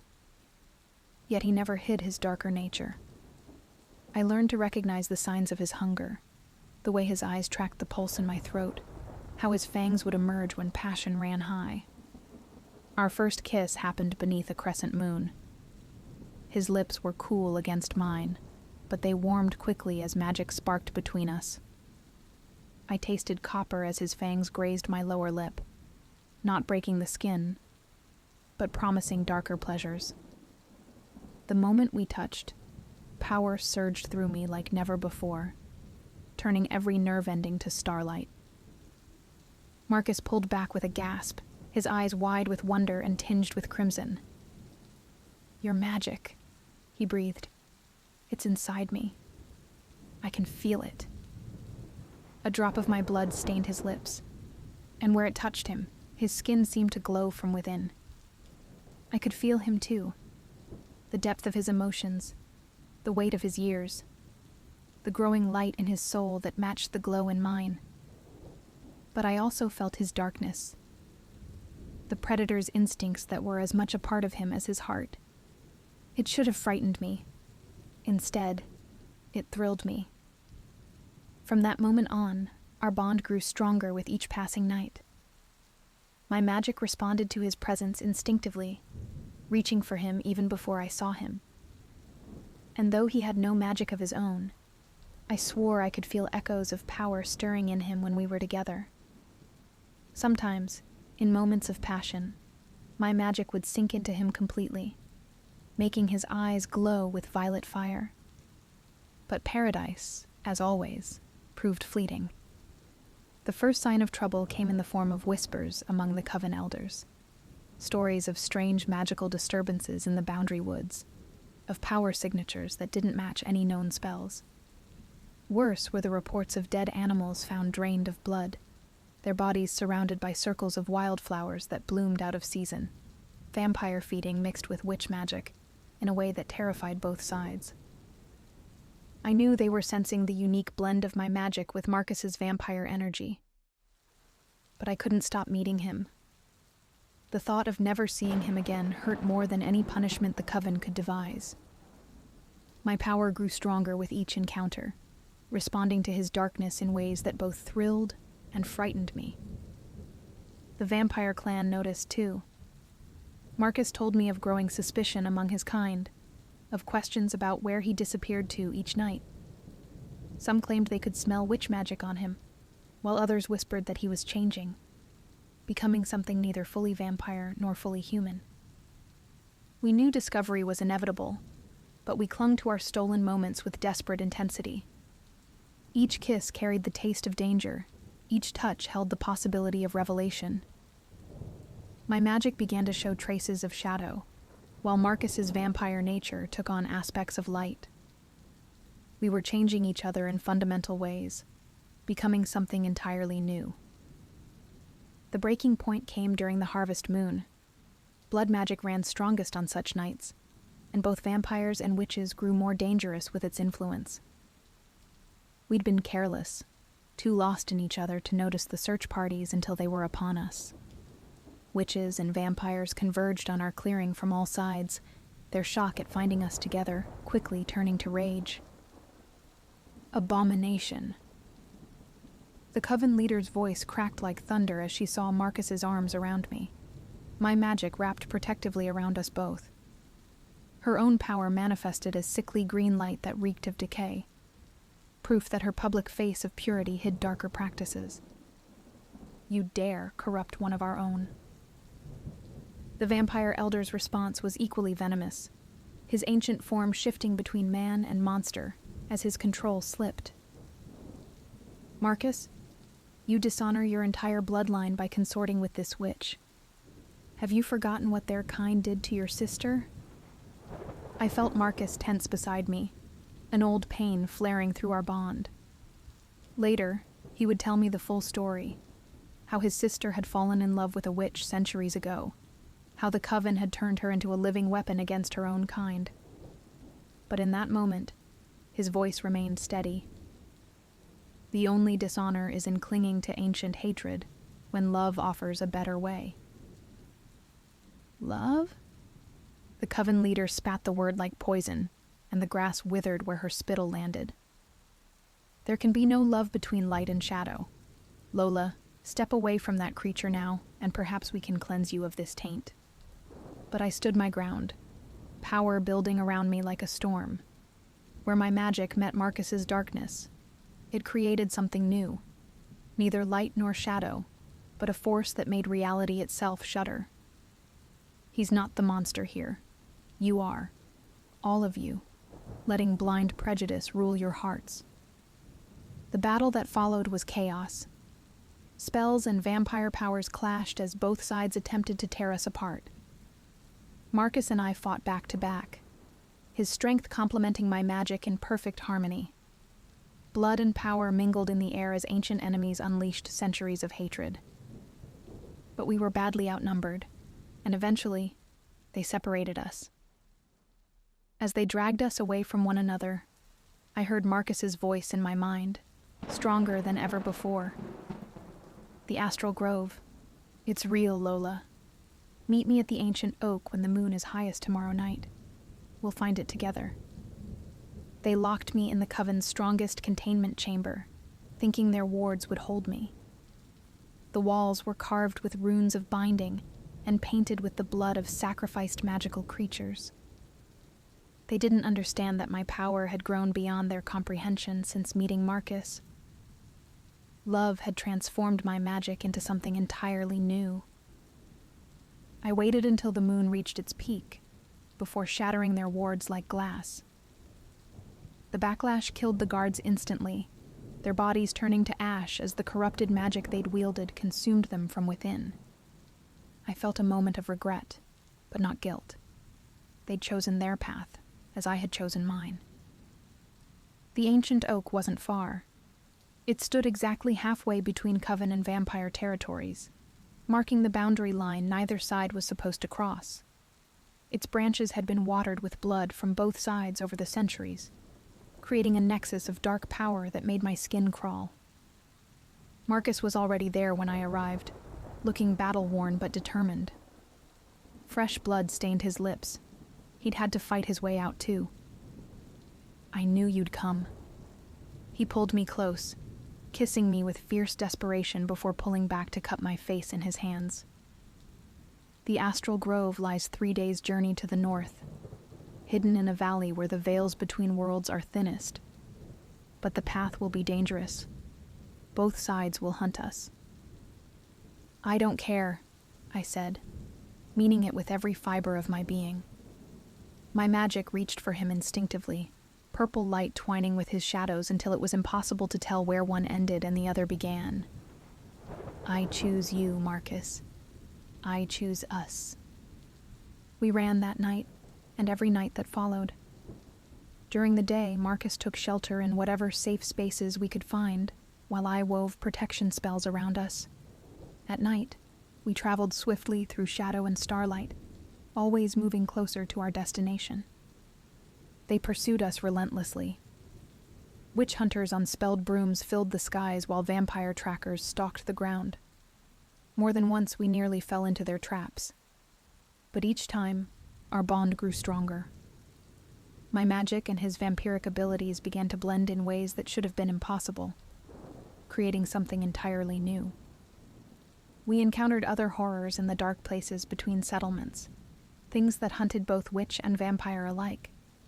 Shapeshifters drunk on moonlight, ancient spirits hungry for the taste of magic, demons drawn to the unique power our union created. Each battle left us stronger, but also more changed, our very natures shifting into something that had never existed before. On the third night, as we crested a moonlit hill, we saw it. A valley filled with trees that glowed with their own inner light, their leaves shimmering with colors that didn't exist in our world. The Astral Grove. But something was wrong. The light pulsed like a heartbeat, and shadows writhed between the trees in ways that defied natural law. Our pursuers had caught up. Both Coven and Clan surrounded us, cutting off all escape routes except forward. We ran for the grove's entrance, magic and shadow swirling around us as spells and attacks rained down from all sides. Just before we reached the threshold, the Coven leader appeared in front of us, her power manifesting as burning white light, that barely concealed the corruption at its core. "You'll destroy everything we've built, everything we've protected for generations." "No," I said, raising my hand as Marcus stood beside me, our powers perfectly united. "We'll build something better." Power exploded from us both, my magic and his darkness weaving together into something beautiful and terrible. The combined force knocked our pursuers back, creating an opening just wide enough to slip through. But it also changed them, our unified power rewriting the very essence of those it touched. Witches gasped as shadows curled through their light, while vampires hissed as sparks of magic ignited in their blood. We crossed into the astral grove hand in hand. The moment we passed the boundary, everything changed. Power thrummed through the air around us, ancient and alive and hungry. The trees sang with voices like silver bells, but their song spoke of blood and transformation as much as beauty. A figure materialized before us, neither witch nor vampire, but something older than both. Her form shifted like smoke, but her eyes remained fixed on our joined hands. Where she walked, reality rippled like water, showing glimpses of other worlds, other possibilities. "You seek sanctuary," she said, her voice echoing with the weight of ages. "We seek acceptance," Marcus corrected gently, though his grip on my hand tightened. "A place where love matters more than ancient divisions." The figure smiled, and the entire grove seemed to brighten. Yet in that light, I saw the truth. This was no simple paradise, but a place of power and transformation. "Show me your hearts." Light filled us both, not the burning white of coven magic or the darkness of vampire power, but something in between, something new. In that moment, I felt everything Marcus felt, saw every memory that had shaped him, the pain of his turning, the loneliness of centuries, the joy of finding me. And he saw me too, all of me, every dream and fear and hope I'd ever held. "Your love has already changed the world," the figure said softly. "Look." We turned to see our pursuers frozen at the grove's entrance, watching in wonder as our combined power transformed the very air around them. Where light and shadow met, they created colors never seen before in our world. The hatred in their eyes slowly gave way to understanding as they witnessed what was possible when ancient enemies chose love instead of fear. The figure raised her hands, and the grove's power swept outward like a tide, touching everyone present. "The walls between your peoples have stood for too long. Perhaps it's time for new traditions to take root." Changes rippled through both crowds. Witch's magic began to shimmer with hints of shadow, while darkness around the vampires sparked with points of light. The transformation was beautiful to behold, not a corruption of either side, but an evolution into something greater than both. "The grove accepts you," the figure declared, "and through you, it accepts all who choose love over hatred. You may make your home here, and any others who wish to follow your path will be welcomed as well." As the ancient figure's words echoed through the grove, I watched in awe as magic rippled outward like waves on a moonlit lake. Each pulse of power brought more changes, transforming the hatred that had divided our peoples for centuries into something beautiful and new. Marcus drew me close, his touch sending sparks of violet light dancing across my skin. "Look," he whispered, gesturing to where the coven leader stood frozen in wonder. Her sickly green magic had transformed into swirls of emerald and silver, darkness and light weaving together in perfect harmony. The vampire elder approached us slowly, his ancient eyes wide with revelation. The predatory edge that had always marked his kind had softened, tempered by traces of witchlight that glimmered beneath his skin. "In all my centuries," he murmured, "I never imagined such beauty could exist." Our magics continued to blend and evolve, creating patterns of light and shadow that danced through the air like the aurora borealis. Where they touched the grove's crystalline trees, New blooms burst forth, flowers that glowed with their own inner light and spread a sense of peace through all who beheld them. "The path you've chosen will not be easy," the grove's guardian cautioned, her form shifting like smoke in the wind. "To bridge two worlds requires great strength of heart. Are you prepared for what lies ahead?" I looked at Marcus, seeing in his eyes the same certainty I felt in my soul. Our bond hummed between us, stronger than ever. "We are," we answered as one. She nodded, and the grove itself seemed to bow in response. "Then let this place be your sanctuary and your home. Here, you may build the future you dream of, where others like you can find acceptance and peace." As if responding to her words, the grove began to change. The glowing trees parted, revealing a path that led deeper into the heart of this magical realm. Along its edges, small cottages grew from the living wood, each one a perfect blend of witchcraft and vampire aesthetics. Gardens flourished with night-blooming flowers that sparkled with magical energy. "It's perfect," I breathed, watching as more changes rippled outward. A great hall emerged in the center of the grove, its walls transparent like crystal, but strong as diamond. Within its depths, I could see spaces for teaching, for healing, for bringing together those who sought to transcend the old divisions. Marcus pulled me closer, pressing a gentle kiss to my temple. His touch sent waves of pleasure through our bond, and I felt his joy mingling with mine. "Our home," he murmured against my skin. "The beginning of something new." Others stepped forward, young witches whose power had never quite fit the coven's rigid structures, vampires who had grown weary of endless darkness. In their eyes, I saw the same longing for acceptance that had first drawn Marcus and me together. The Guardian watched with approval as small groups began to explore the grove, their magics already starting to shift and change. "Remember," she said softly, "love is the greatest magic of all. Let it guide you as you build this new community." With those words, she faded into the mist, leaving us to begin our new life. The next few months passed in a blur of activity as we worked to establish our haven.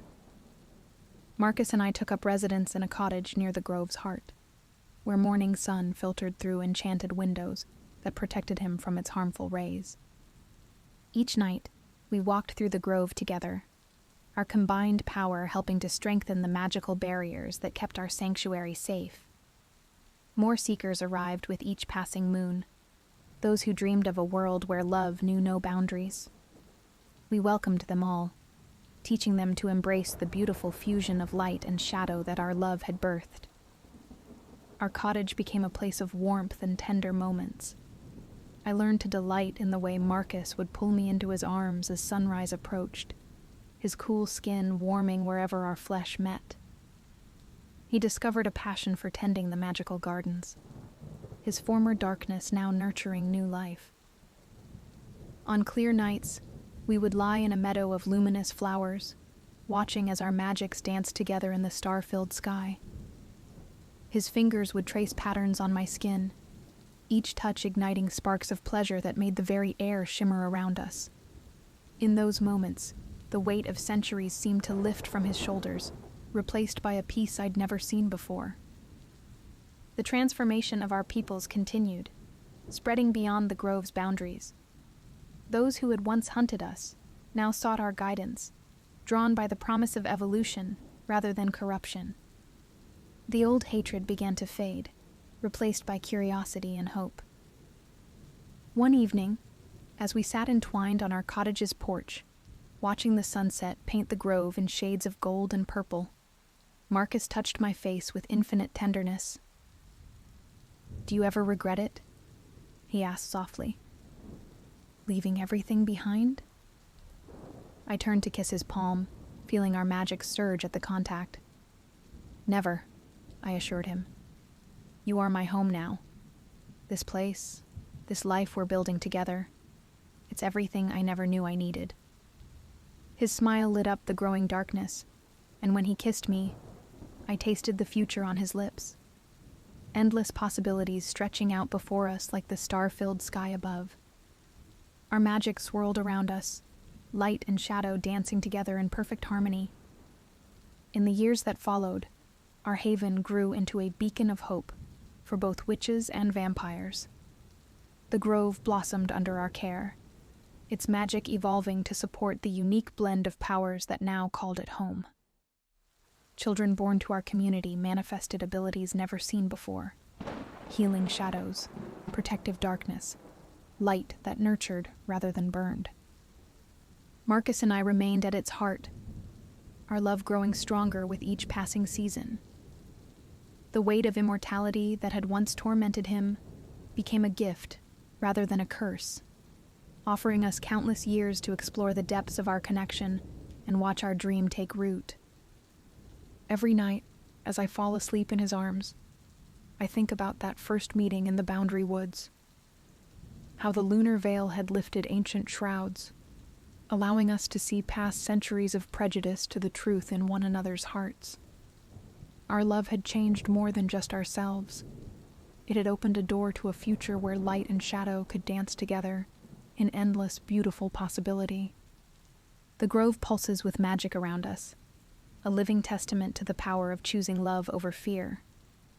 And as I drift into dreams, wrapped in Marcus's embrace and surrounded by the home we've built together, I know that every step of our journey, every hardship we faced, led us exactly where we were meant to be. In the end, it wasn't about light conquering darkness or shadow subduing light. It was about finding the beauty that exists in between, in the sacred space where opposites meet and transform into something greater than either could be alone. Our love had written a new story, one that would echo through generations to come, proving that the most powerful magic of all lies in having the courage to choose love again and again with every beat of our eternal hearts.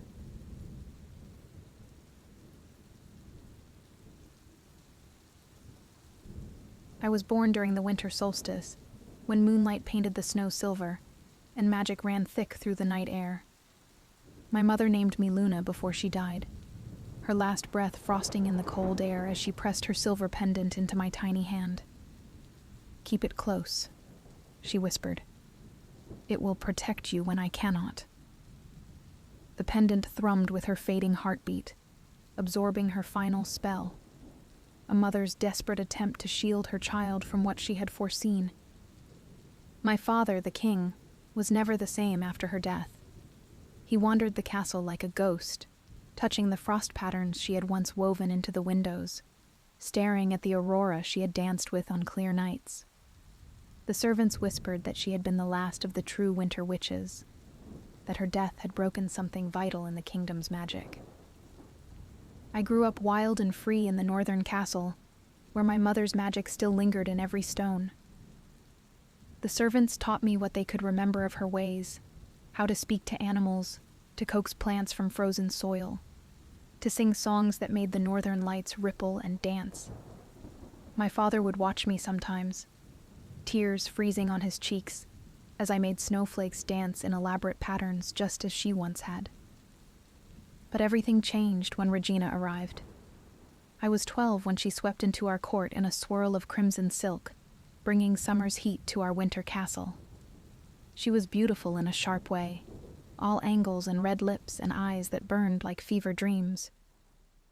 Where she walked, the ancient frost patterns melted from the windows. Where she touched, the stones grew warm. My father seemed enchanted by her, but I saw what others didn't: how the plants withered when she passed, how animals fled from her shadow, how her reflection sometimes moved independently of her body. Most disturbing of all was her obsidian mirror, a massive black glass that pulsed with an unholy light and seemed to whisper in the dark. I didn't realize she was a blood witch until it was too late. The signs were there, the servants disappearing one by one, the strange red stains that appeared and vanished in the snow, the way my father grew weaker as she grew stronger. But I was young, and grief had made me blind to everything except my own pain. I was 18 when my father died, poisoned by degrees with magic that left no trace. That same night, unable to sleep, I wandered the castle corridors and heard Regina speaking to her mirror. "The girl must die," the mirror whispered in a voice like blood dripping on ice. "Her power grows stronger each day. Soon she will be more powerful than you. Already she unknowingly unravels your spells with her mere presence. The winter magic in her blood calls to the land, threatening everything we have worked for." "Send your huntsman," Regina commanded. "Bring me her heart. With it, I can complete the ritual and claim this kingdom's magic for my own." I fled into the night with only my mother's pendant and the clothes on my back. The huntsman caught up with me at the edge of the dark forest, his bow drawn. But when our eyes met, something extraordinary happened. The pendant at my throat flared with silver light, and his eyes cleared as if waking from a dream. "Run," he growled, lowering his weapon. His eyes were a striking amber that reminded me of sunlight through autumn leaves. Something passed between us, a recognition that shook me to my core. "Run far and deep into the forest, never return." He pressed a small knife into my hand, his touch sending sparks of electricity through my skin. "I'll buy you time, but she'll know soon enough that I've betrayed her." I ran until my legs gave out, the frozen branches of the dark forest tearing at my clothes and hair. Just when I thought I couldn't take another step, I stumbled into a clearing bathed in ethereal blue light. 7 standing stones rose from the snow, each one carved with runes that glowed with inner fire. They were arranged in a perfect circle, and in the center grew a single white rose blooming impossibly in the snow. As I approached, the stones hummed with power. Forms emerged from them, not humans, but not quite spirits either. They were the guardians of the north, ancient beings of ice and starlight who protected the wild magic of the forest. They appeared as tall, luminous figures with features that shifted like aurora lights. "Daughter of the moon," they greeted me. "We have waited long for you. Your mother spoke of your coming." My mother? The word caught in my throat. "She was one of us once," said a guardian, whose form rippled with shades of violet and gold. "Before she chose to take human form, to love a human king, she knew her child would bridge both worlds." The guardians took me in, teaching me to harness the wild magic in my blood. Under their guidance, I learned to bend moonlight into shields, to speak with the winter winds, to walk in dreams. I learned that my mother had been a guardian who fell in love with my father when he was a young prince, who chose mortality to be with him. The pendant she had given me was a piece of her original form, crystallized starlight that held the essence of her power. Time moved strangely in their realm. Days might have been years or minutes. The guardians taught me that all magic had a price, that power freely given was stronger than power taken by force. Regina's blood magic was an abomination, they said, a perversion of the natural order. I thought often of the huntsman who had saved me, wondering if Regina had punished him for his betrayal. Sometimes in my dreams, I saw his amber eyes, felt the electric touch of his hand on mine. The guardians exchanged knowing looks when I woke from these dreams with frost flowers blooming around my bed. But even as I grew stronger, I felt Regina's dark magic spreading through the kingdom like poison. The mirror's power grew with each life she took, each heart she fed it. The forest itself began to sicken, the trees bleeding red sap, the animals born twisted and wrong. The guardian's power waned as the corruption spread. And then he returned, the huntsman who had spared my life. He stumbled into the clearing one night, badly wounded by Regina's shadow wolves. His clothes were torn and bloody, but his eyes blazed with the same inner fire I remembered. "Luna," he gasped as he collapsed. The sound of my name on his lips made my heart stutter. I caught him before he hit the ground, cradling his head in my lap as I called on the frost to numb his wounds. She sent me to find you again," he managed between pained breaths as I helped him to the healing stone. "But I came to warn you instead. She knows where you are. The mirror. It sees everything. But her blood magic doesn't work on me anymore. Not since..." He reached up, his fingers brushing the pendant at my throat. "Not since you woke me up." His name was Ash, he told me as I tended his wounds. Regina had bound him to her service years ago, using blood magic to turn him into her perfect hunter.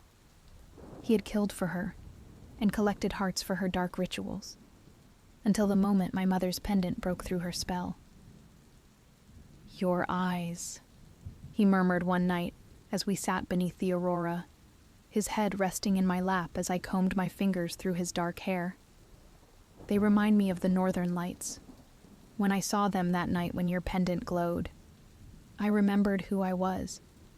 It was like waking up from a nightmare into the most beautiful dream. I should have been frightened to have a hunter so close, but something about Ash called to the wild magic in my blood.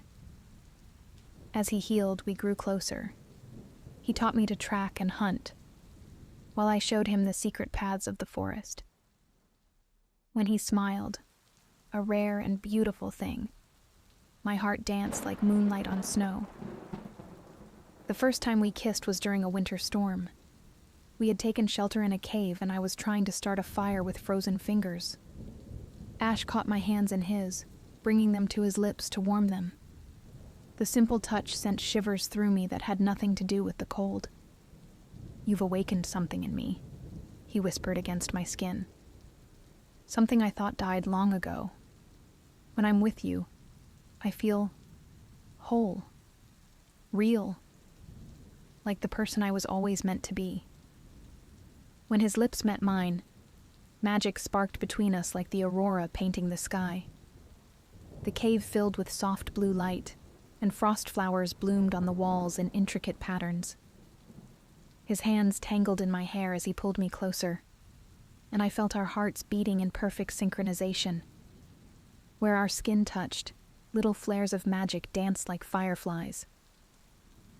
"I think I've been falling in love with you since the moment you broke Regina's spell," he confessed against my lips. "Every dream, every thought, has led me back to you." But our peace couldn't last. Regina's power grew stronger with each passing day, and the forest was dying. The guardians grew restless, their forms flickering like candles in the wind. The white rose in the center of their circle began to wilt.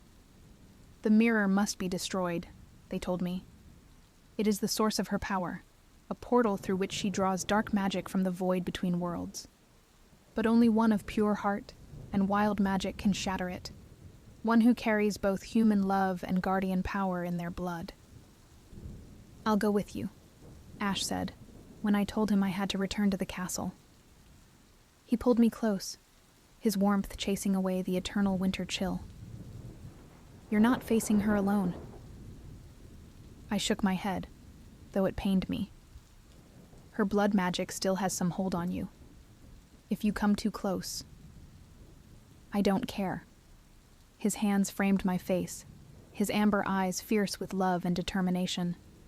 "I lost you once. I won't lose you again. Whatever power she still has over me, my love for you is stronger. I choose you, Luna. I will always choose you."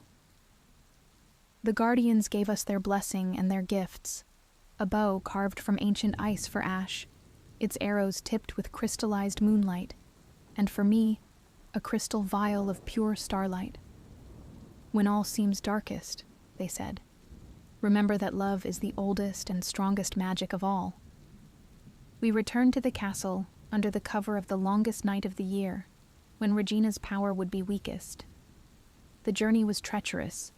Shadow wolves prowled the borders of her influence, and dark magic had twisted the familiar landscape into something nightmarish. But we had one another, and where our hands clasped, magic flowed between us like a river of light. Regina was waiting for us in the throne room. The obsidian mirror loomed behind her, its surface writhing with trapped souls. She had grown more beautiful and more terrible, Her skin was pure white, her lips blood red, her eyes burning with unholy fire. "Foolish girl," she laughed when we burst in. "Did you think I wouldn't feel you coming? Your mother couldn't stop me. What makes you think you can?" She gestured, and Ash collapsed, clutching his chest where her blood magic still bound him. "Kill her," she commanded him. "Kill your love and bring me her heart." Ash fought against her control, his body shaking with effort. "Luna," he gasped. "Run!" Instead, I ran to him, pressing my mother's pendant into his hand. The silver flared with moonlight, brighter than ever before, burning away the last traces of Regina's hold on him. He rose with a roar of defiance, firing arrow after arrow at the shadow wolves while I faced my stepmother. Regina's beauty melted away, revealing her true form, a creature of blood and shadow, with void black eyes and claws that dripped darkness. The mirror pulsed behind her, hungry for more power, more hearts. "Your mother died trying to protect you," Regina snarled, "just as this huntsman will die. Love is a weakness, girl. It always has been." But as she reached for me with claws of shadow, I uncorked the vial of Starlight. It exploded outward in a wave of pure radiance, burning away her darkness. I sang the songs the Guardians had taught me, weaving moonlight into chains that bound her. Ash's arrows flew true, pinning her shadows to the wall with spears of frozen light. "The mirror," he shouted. "Destroy it now." I pressed my hand to the obsidian surface, letting all my power flow through me. My mother's gift, the Guardian's teachings, and most importantly, the pure, wild magic of love that bloomed between Ash and me. Cracks spread across the mirror's surface, leaking shadow. Regina screamed as her source of power shattered. Both she and the mirror exploded into 1,000 glittering shards, leaving nothing behind but a fading echo of her final cry. The trapped souls flew free, their light purifying the castle as they ascended. The castle stirred, as if waking from a long nightmare. Color returned to the walls, and the eternal winter that had gripped the kingdom began to ease. But I had used too much power. I felt myself falling, the world going dark around me. "Luna." Ash caught me as I collapsed, cradling me against his chest. "Stay with me, my love. Stay with me. I didn't fight my way back to you to lose you now." His lips found mine, warm and desperate, and I felt his life force flowing into me, freely given. The wild magic in my blood rose to meet it, weaving us together in ways that could never be undone. Where our tears fell, roses bloomed, white as snow with hearts of gold. When I opened my eyes, the Guardians stood around us, more solid than I had ever seen them. "The balance is restored," they said. "Light and dark, winter and summer, wild magic and human heart. You have done what your mother dreamed of, bridged the gap between our worlds with love. We rebuilt the kingdom together, Ash and I. The people called me the Moon Queen, and him, the Hunter King." Magic returned to the land, not the dark power of blood and mirrors, but the wild magic of the forest, of moonlight and starlight and love freely given. The Guardians' power flowed freely again, and the white rose in their circle bloomed eternally. On winter nights, we still visit the clearing where I first learned to harness my power. Sometimes we dance under the aurora, and flowers of frost and flame bloom where our feet touch the earth.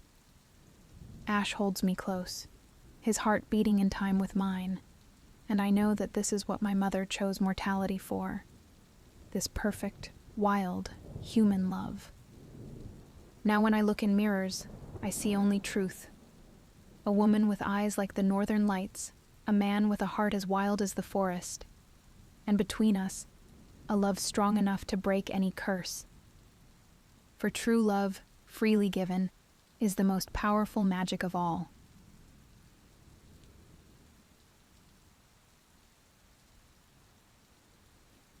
The first time I saw him dance, I forgot how to breathe. through the steam rising from the copper washing tub. His form cut through the morning mist like a dream, all fluid motion and quiet grace. It wasn't proper for the son of a duke to practice his dancing in the palace gardens where the servants worked, but Lucas had never cared much for being proper.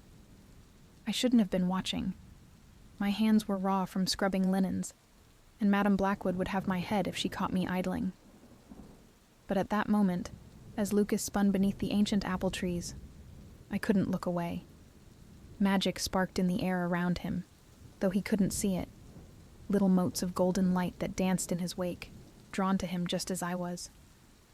My name is Elena, though my stepfamily hasn't used it in years. To them, I'm girl, or you there, or most often, ash, because I'm forever covered in soot from tending the kitchen fires. 10 years ago, I was the cherished daughter of a wealthy merchant who married what he thought was a genteel widow. 3 months after he died of fever, I learned what genteel truly meant. But I had my small magics to comfort me. My mother, my real mother, had been a hedge witch of considerable talent. She died before she could teach me properly, but she left behind her grimoire and her gift running wild in my blood. I could charm mice to help me with my mending, convince the kitchen herbs to grow despite the frost, and when I danced alone in the garden at midnight, flowers bloomed beneath my feet. Lucas didn't know about any of that, of course. To him, I was just another servant he passed in the hallways when he came to his aunt's manor for tea. Lady Blackwood, my stepmother, was forever trying to match her daughters with him. I couldn't blame her. Besides being heir to a dukedom, Lucas had a smile that could melt frost and eyes like summer storms. But there was something more to him, something that called to the magic in my blood. I watched him dance in secret for months, learning the rhythm of his movements, and the way he spoke to himself as he practiced complex steps. Sometimes he would pause and look around as if sensing someone's gaze, and I would duck behind the laundry, my heart pounding. Once, I could have sworn he smiled directly at my hiding spot, but that had to be my imagination. Everything changed the night of the Starlight Ball. It was a grand masquerade held once every 7 years when the moon was full for 3 nights running. Every noble family in the kingdom attended, and the magic in the air was thick enough to taste. "You'll need to press all the gowns again," Madame Blackwood informed me that morning. "And mind you don't burn them this time." She didn't need to remind me of my punishment for that past transgression. The scars on my palms remembered well enough. What she didn't know was that I had burned the gown deliberately, after seeing the way she had struck Ruby for speaking out of turn. My magic had reacted instinctively, protecting the only way it could. I worked through the day without rest, preparing my stepsisters for the ball. Their dresses were masterpieces of silk and silver thread, their masks adorned with peacock feathers and moonstones. As I pinned up their hair, they chattered about Lucas. "He has to choose a bride soon," Daphne said, preening before the mirror. "Father says the old duke is insisting on it." "He'll choose me," Ruby declared, though there was a tremor in her voice. Of my 2 stepsisters, Ruby had always been kinder, trapped in her mother's web just as surely as I was. We danced together at the summer festival. I bit my cheek to keep from pointing out that Lucas had danced with everyone that night, including the elderly countess and her prize poodle.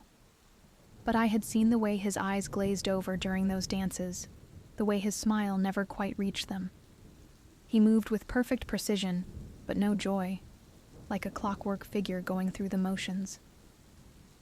When they finally departed in the family carriage, I allowed myself a moment of weakness.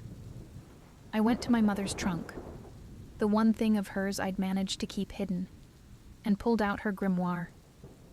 The pages fell open to a familiar enchantment, one that could make old things new again, that could reveal the truth beneath any facade. I had never attempted anything so complex before. My small magics were one thing, but this was true witchcraft. Still, as I heard the distant music begin to drift from the palace, something in my heart shifted. The magic in my blood sang in harmony with the night's wild power, and I knew with sudden certainty that this was what my mother had been preparing me for all along. "Help me," I whispered to the mice who were my only friends. They had been watching me dance in secret for years, just as I watched Lucas. "Please." They scattered into the shadows, returning with bits of broken glass that sparkled like diamonds, scraps of silver thread, and flowers that bloomed by moonlight. I began to sing the spell, my voice trembling at first but growing stronger with each verse. The words felt ancient on my tongue, as though they had been waiting centuries to be spoken. The magic rose around me like starlight taking form. My ragged dress transformed into flowing silk the color of midnight, scattered with tiny lights that twinkled like the night sky. My mother's old mask became delicate silver filigree, and my work-worn boots turned to glass so fine it sang when I walked. But they weren't truly glass. They were crystallized starlight, harder than diamond and light as air. The last part of the spell was the most complex. As the magic settled over me, my appearance shifted subtly. Not enough to make me unrecognizable, but enough that no one would connect the glittering creature I'd become with the ash-covered servant girl they knew. It was a revelation of truth rather than a disguise, showing the person I might have been if grief and cruelty hadn't reshaped my life. The spell would last until the third moon set, the book warned. 3 nights of magic, and then everything would return to what it had been. But perhaps, whispered a voice that sounded like my mother's, that would be enough. I hadn't planned what I would do once I arrived at the ball. But as I entered the grand ballroom, Lucas turned as though drawn by an invisible thread. Our eyes met through our masks, and the world seemed to hold its breath. The magic in my blood leapt toward him like a compass needle finding true north. He crossed the room to me, bowing deeply. "I don't believe we've met," he said, though something in his voice held a question. His eyes, behind his mask of gold and obsidian, were wide with wonder. "No," I agreed, letting my normal speaking voice shift into something more melodious. "We haven't. But we have," I thought. "I know the way you count steps under your breath, the way you run your hand through your hair when frustrated, the way you dance alone in the morning mist. Would you honor me with a dance?" I placed my hand in his, and the orchestra began to play. We moved together as though we'd been practicing all our lives. Perhaps we had. All those mornings I'd watched him dance in the garden had taught me his rhythms, the way he liked to move. But this was different from his practiced court dances. This was pure joy, wild and free as the magic that swirled around us. "You dance beautifully," he murmured as we spun beneath the enchanted ceiling, where illusory stars wheeled overhead. "As though you've learned from watching the wind itself." "I had a good teacher," I replied without thinking. His steps faltered for just a moment. "Did you?"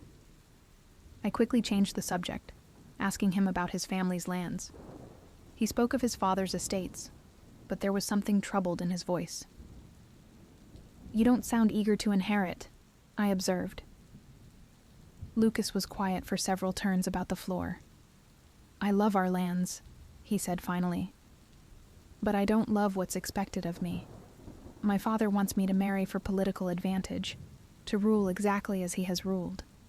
Sometimes I feel like a character in a play, speaking lines written for someone else." He paused, then added softly, "Except when I dance, or when I'm with you." The honesty in his voice made my heart ache. "I know what that's like," I said softly. "To live a life others have chosen for you." He drew me closer, one hand warm against my waist, and we danced in silence for a while. When the song ended, he didn't let go of my hand. "Walk with me in the garden?" The night air was sweet with jasmine, and magic hung heavy as dew.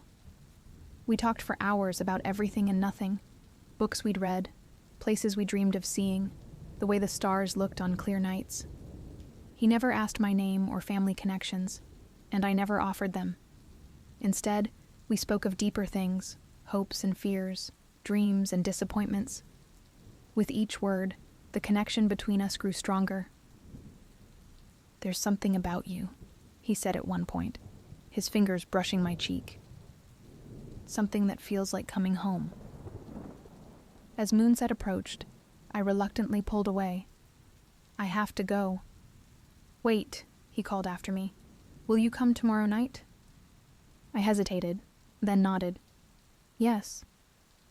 The second night, we danced until our feet should have ached, but the Starlight shoes kept me floating. When we needed rest, we escaped to the palace library where Lucas showed me his favorite volumes of poetry. He read aloud to me, his voice making the words come alive, and I taught him the old folk songs my mother used to sing.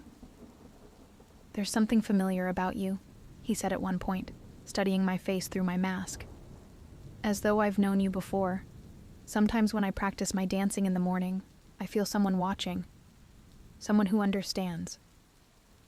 My heart stuttered. "Perhaps you have." He leaned closer, and for a moment I thought he might kiss me. But then a clock chimed somewhere in the palace, and I remembered who I was. Who I really was. The third night, I almost didn't go. It would be easier, I told myself, to let the magic fade without having to say goodbye. But as I stood in my tiny attic room, looking at the grimoire, I knew I would regret it forever if I didn't take this last chance. Lucas was waiting by the garden entrance. Before I could speak, he took my hand and led me to a secluded corner of the grounds where a fountain played beneath the moon. The water sang with magic, and I realized with a start that it was responding to him. "I know who you are," he said quietly. My blood turned to ice. "What?" "Elena." He reached up and gently removed my mask. "I've watched you dance in the garden at midnight, when you thought no one could see. I've seen the way flowers bloom where you walk, even in winter." His smile was soft. "Did you think I wouldn't recognize your magic? It calls to mine." Tears spilled down my cheeks. "You have magic too?" "A little. Nothing like yours. Just enough to feel it in others, to know when something extraordinary is near." He brushed away my tears with his thumb. "I've been falling in love with you for months, watching you from windows and finding excuses to visit my aunt. The way you move, the way you care for others even when they hurt you, the strength that shines through no matter how they try to dim it. But I didn't know how to bridge the gap between us until you did it first." "I'm just a servant," I whispered, "and a witch. You're the only person who's ever seen me as myself, not just my title." He pressed his forehead to mine. "And I don't care if you're a witch or a washerwoman or a queen. I love you. Your magic calls to mine just as your heart calls to my heart." The clock began to strike midnight. I felt the magic beginning to unravel, my glamoured gown shifting back to rags. But Lucas held me tighter. "Stay," he whispered against my lips. "Stay with me." And when he kissed me, new magic bloomed between us, not my mother's spells or the ambient power of the Starlight ball, but something entirely our own. Where our feet touched the ground, starflowers sprouted and bloomed, their light reflecting off my crystallized Starlight shoes, which alone remained unchanged. The scandal rocked the kingdom, a duke's heir marrying a servant girl who practiced hedge magic. But Lucas's father, after meeting me and seeing how his son lit up in my presence, proved more understanding than anyone expected. "There's old magic in our bloodline too," he confided. "I always wondered when it would wake again." My step-family was less pleased, but with Lucas's support, I was finally able to claim my inheritance as my father's daughter. Madame Blackwood and her daughters found themselves having to work for a living for the first time in their lives, though I made sure Ruby was provided for. She lives in a cottage on our lands now, growing herbs and slowly learning to smile again. We were married in the garden where we had first watched each other dance. I still dance in the garden at midnight sometimes. But now Lucas dances with me. Our magic twines together, gold and silver, creating something more beautiful than either of us could manage alone. And everywhere our feet touch the earth, starflowers bloom, glowing with a light that never fades. Love me, and you will rule beside me. Betray me, and you will burn. The silver moonlight spilled across my chamber like liquid mercury, casting long shadows that danced upon stone walls. I traced my fingers over the ancient spellbook before me, its pages yellowed with age and wisdom. Outside my window, the kingdom slept, unaware that their queen kept vigil in the witching hour. They feared me, as they should. I am Selene, the last true witch of Lunaria, and I seized this throne through blood, fire, and raw power. Where once my kind were hunted like animals, now I rule over those who would have burned me. The irony was not lost on me as I closed the spell book and moved to the window, gazing out at the city below. 3 years had passed since I claimed the crown.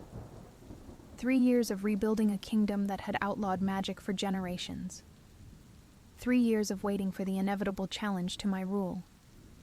That challenge arrived on a storm-swept night when the guards dragged a man before my throne. He wore tattered finery, his wrists bound in iron chains that clinked with each defiant step. "Your Majesty," Captain Thorne announced, forcing the prisoner to his knees. "We found this man attempting to enter the palace grounds. He claims to be Prince Dorian of House Blackwood." My pulse quickened. House Blackwood, the former royal family I had deposed.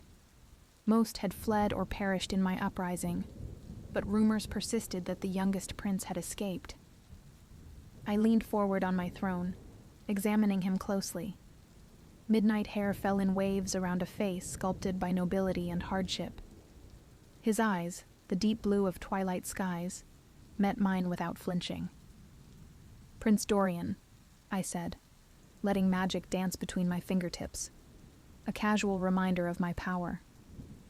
I believed all the Blackwoods had either fled or found their way to early graves. And then, to my astonishment, he laughed. Not the nervous titter of a man facing death, but a genuine rich sound that echoed through my throne room. "Is something amusing you, Prince?" I asked, my voice dangerously soft. "Forgive me, Your Majesty," he replied, his voice like velvet over steel. "I simply find it ironic that after all your efforts to erase my family, I've delivered myself to your doorstep." The court held its breath. Men had died for lesser insults, but curiosity stirred within me, a sensation I had almost forgotten. "Why have you come, Prince Dorian? To assassinate me? To reclaim your family's throne?" "Neither," he answered, straightening his shoulders despite the chains. "I've come to offer you something no one else can." "And what might that be?" His eyes gleamed in the torchlight. "Knowledge. About the rebellion forming in the east. About the foreign powers planning to move against you. Information your spies haven't been able to uncover." My advisors shifted uncomfortably around me. We had indeed received troubling reports from the eastern provinces, but nothing concrete enough to act upon. "And why would you betray your allies?" I asked, circling him like a predator. "Surely they fight in your name." "They fight for themselves," he countered, using my family's banner as a convenient symbol. "I have no love for those who would use me as a puppet." "Interesting." I stopped before him, bending slightly to better study his face. Up close, I could see the fine scars marking his skin, the weariness behind his defiance. "You expect me to believe you'd betray those loyal to your family? Out of what? Spite?" His smile morphed into a dangerous curve of his lips. "Let's call it pragmatism. I recognize power when I see it, Witch Queen." Something stirred within me. a feeling long dormant. Not just curiosity now, but interest. This fallen prince was unlike any man who had stood before my throne. "Take him to the eastern tower," I commanded finally. "Guard him well, but see he's treated as befits his station. I'll speak with him again tomorrow." As the guards led him away, he glanced back over his shoulder, that infuriating smile still playing on his lips. That night, for the first time since claiming the throne, sleep eluded me. His laughter echoed in my mind, taunting me with its fearlessness. Morning light streamed through stained glass as I entered the eastern tower. Dorian stood at the window, hands clasped behind his back, no longer in chains but still a prisoner. He turned at my approach, bowing with exaggerated courtesy. "Your Majesty honors me with a personal visit." I gestured for the guards to leave us, ignoring their concerned glances. "You claim to have information about my enemies," I said without preamble. "Speak it." "Without assurances of my safety. That would be poor negotiation on my part." I moved closer, allowing magic to crackle visibly in the air around us. "Your safety? You stand in the lair of the witch who overthrew your family, and you speak of safety?" "Yet I still breathe," he observed. "You're curious, Celine. May I call you Celine? Or do you prefer Your Majesty, or perhaps Usurper?" My hand shot out, magic wrapping around his throat, not squeezing, merely holding. A warning. "You may call me Your Majesty until I decide whether you live past sunset," I hissed. To my frustration, his eyes didn't widen with fear. Instead, they darkened with something else entirely. "As you wish," he whispered against the magical bonds. "Your Majesty." I released him, stepping back. "Tell me of this rebellion." Rubbing his throat, he moved to a small table where a map of my kingdom lay spread out. "They gather here, in the shadow of the Blackthorn Mountains, led by Lord Carew, once my father's general, now styling himself as my regent. Carew lives." This was indeed news. The old general had been among the first to flee when my forces took the capital. Very much so, and he's allied with Queen Alicia of Viridia. Now that gave me pause. Viridia was our nearest neighbor, a kingdom rich in resources but traditionally cautious in matters of war. Elysia has always been neutral in Lunarian affairs. "Until you took the throne," Dorian said, tracing his finger along the border between our kingdoms. "A witch queen with unprecedented power makes neighboring monarchs nervous." He wasn't wrong. Since claiming the crown, I'd received nothing but cold diplomacy from our neighbors. "How do I know you're not feeding me false information to protect your allies?" Dorian's expression hardened. "Because Carew killed my brother when he refused to be their figurehead. Because they don't fight for Lunaria's people, only for power. And because..." He hesitated, something vulnerable flickering across his features. "Because?" I prompted. "Because I've seen what happens to kingdoms torn apart by endless power struggles. The common people suffer while nobles play their games. If Lunaria must have a ruler, better one strong enough to maintain peace." His words rang with sincerity, surprising me. This was not the entitled prince I had expected. "You'd accept a witch on your family's throne? The woman who destroyed your birthright?" He met my gaze unflinchingly. "I accept reality, Your Majesty. You won the crown through strength. That's how monarchies have always changed hands, beneath all the pomp and ceremony." I circled him slowly, considering. "If what you say is true, why not join their rebellion? Why come to me?" "Because they would use me, then discard me. You, at least, have been honest in your ambitions." I laughed at that. "You find honesty in conquest?" I find honesty in not pretending your power comes from divine right or bloodlines. His eyes followed me as I moved. You took what you wanted and make no apologies for it. There's integrity in that, however brutal. His words stirred something in me. Recognition, perhaps. Understanding. You'll remain here, I decided. Under guard, but comfortable. I'll verify your information, if it proves true. You'll what? He challenged. Make me your pet prince? I stepped closer, my face inches from his. You said you recognize power, Dorian. How far does that recognition go? Would you serve the Witch Queen? His breath caught, and the air between us suddenly charged with more than just my magic. That depends, he murmured, on what service you require. Heat bloomed in my chest, desire and warning entwined. I stepped back, clearing my throat. We shall see. For now, you live another day. I turned to leave, but his voice stopped me at the door. Celine. I looked back, my eyebrow raised at his presumption. Thank you, he said simply. I didn't acknowledge his words, merely left him in his gilded cage.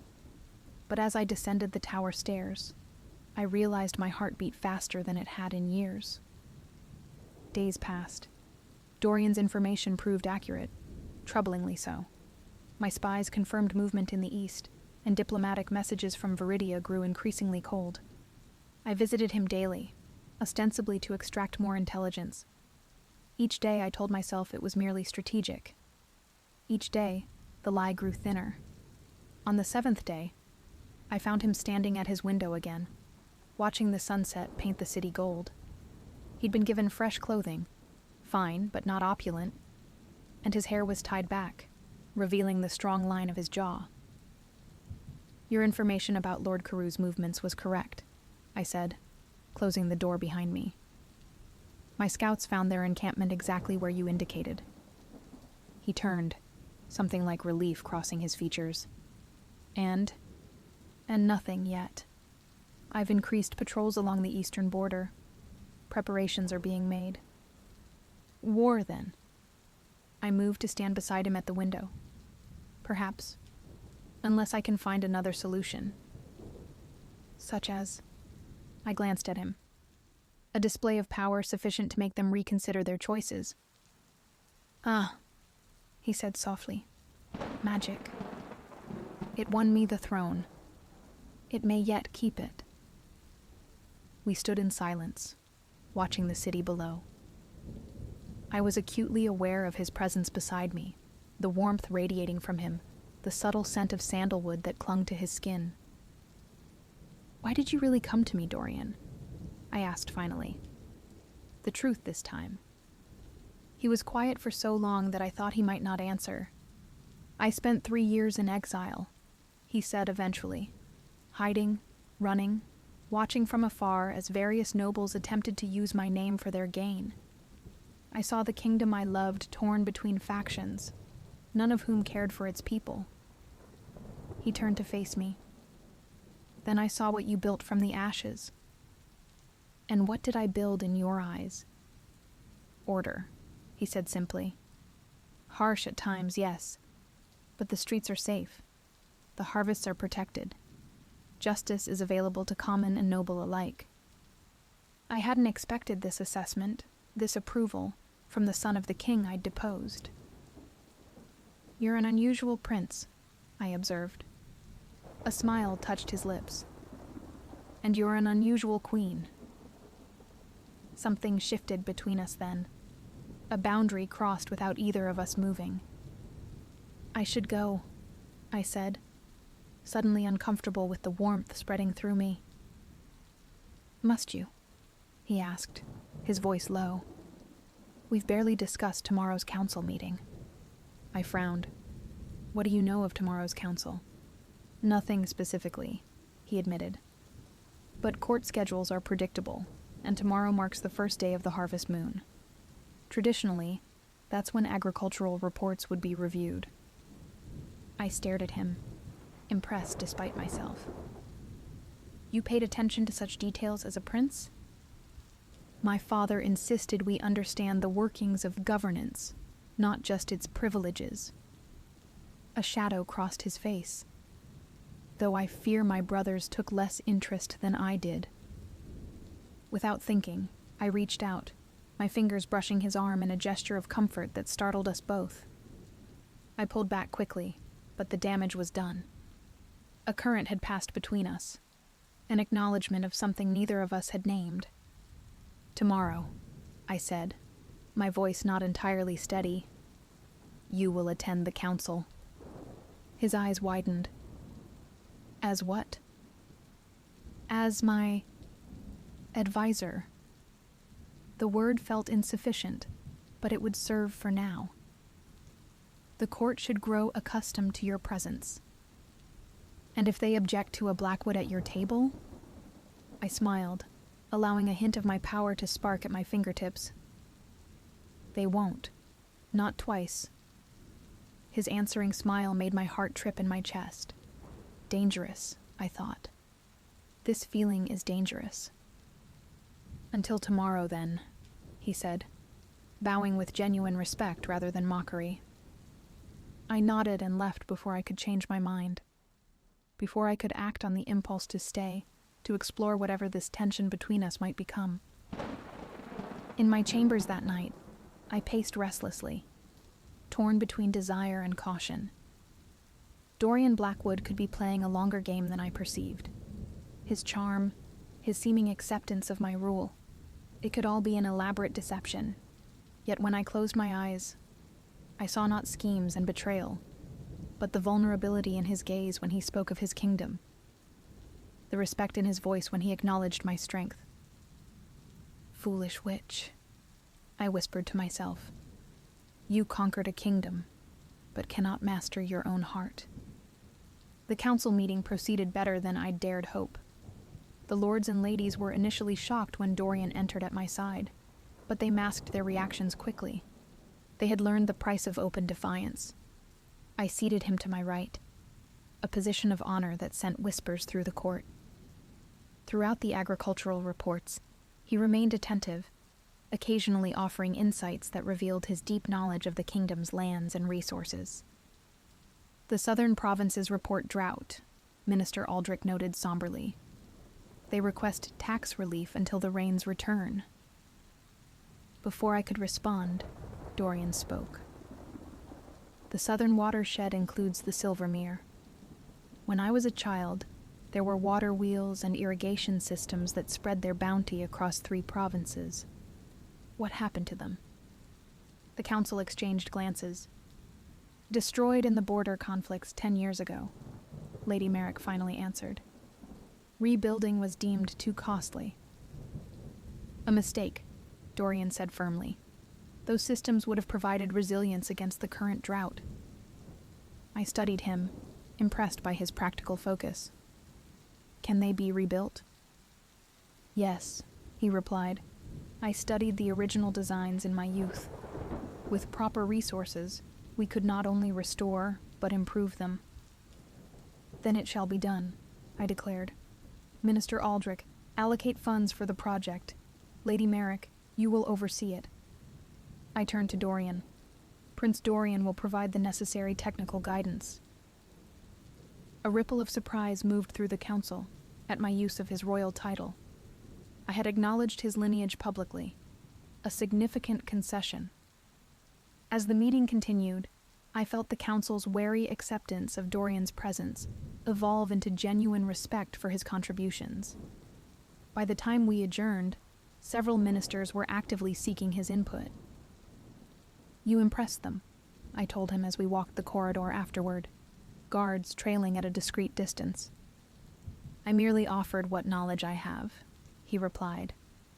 It's your approval that gave my words weight. Don't underestimate yourself. They recognized your value. He stopped, turning to face me. And what value do I have to you, Celine? The question hung between us, laden with meaning beyond the political. In the quiet corridor, with afternoon light streaming through arched windows, I found myself unable to maintain the careful distance I'd imposed. More than I anticipated, I admitted softly. Something kindled in his eyes. Hope, perhaps. Or triumph. Either could be dangerous. "Walk with me," I said suddenly. "There's something I wish to show you." I led him through rarely used passages until we reached a small door hidden behind a tapestry. With a wave of my hand and a whispered word, it unlocked. "Few know of this place," I explained, as we entered a circular room at the top of the eastern tower. Unlike the opulence of the palace, this space was austere but beautiful. Bookshelves lined the walls, filled with tomes both ancient and new. A telescope pointed toward the sky through an opening in the domed ceiling. Plants grew in pots and hanging baskets, some mundane, others glowing with subtle magic. "My sanctuary," I said, watching his reaction carefully. "Where I practice the arts my kind were killed for." Dorian moved through the space with reverence, touching nothing but absorbing everything. "It's beautiful," he said finally. "You're not afraid?" He looked at me then, truly looked at me. Should I be? Most would be. Magic is still feared in Lunaria, despite my efforts to change that. "Fear comes from ignorance," he replied, approaching a shelf of glowing potions. "I always found it strange how our kingdom criminalized something so fundamental to the world." I watched him, puzzled. "You speak as though you never feared magic." A shadow crossed his face. "My mother was accused of witchcraft when I was 7, not because she possessed any power, but because she questioned the king's policies too loudly." His fingers traced the spine of a book. "I watched them drag her away. My father did nothing to stop it." Understanding dawned. "That's why you don't mourn the fall of your house." "I mourn what my family could have been, not what it was." He turned to me. "When you seized the throne, many called it a tragedy. I called it justice." The admission hung between us, reshaping everything I thought I knew about him. Not a prince seeking to reclaim his birthright, but a man whose wounds paralleled my own. "Justice," I echoed. "Is that what you seek from me?" He stepped close enough that I felt the heat of him and saw the faint scar above his eyebrow. "I seek many things from you, Celine. Justice is but one of them." My breath caught. We stood on a precipice, both knowing the next step would change everything. "Tell me what else you seek," I whispered. His hand rose slowly, giving me every chance to retreat, to maintain the barrier of queen and subject.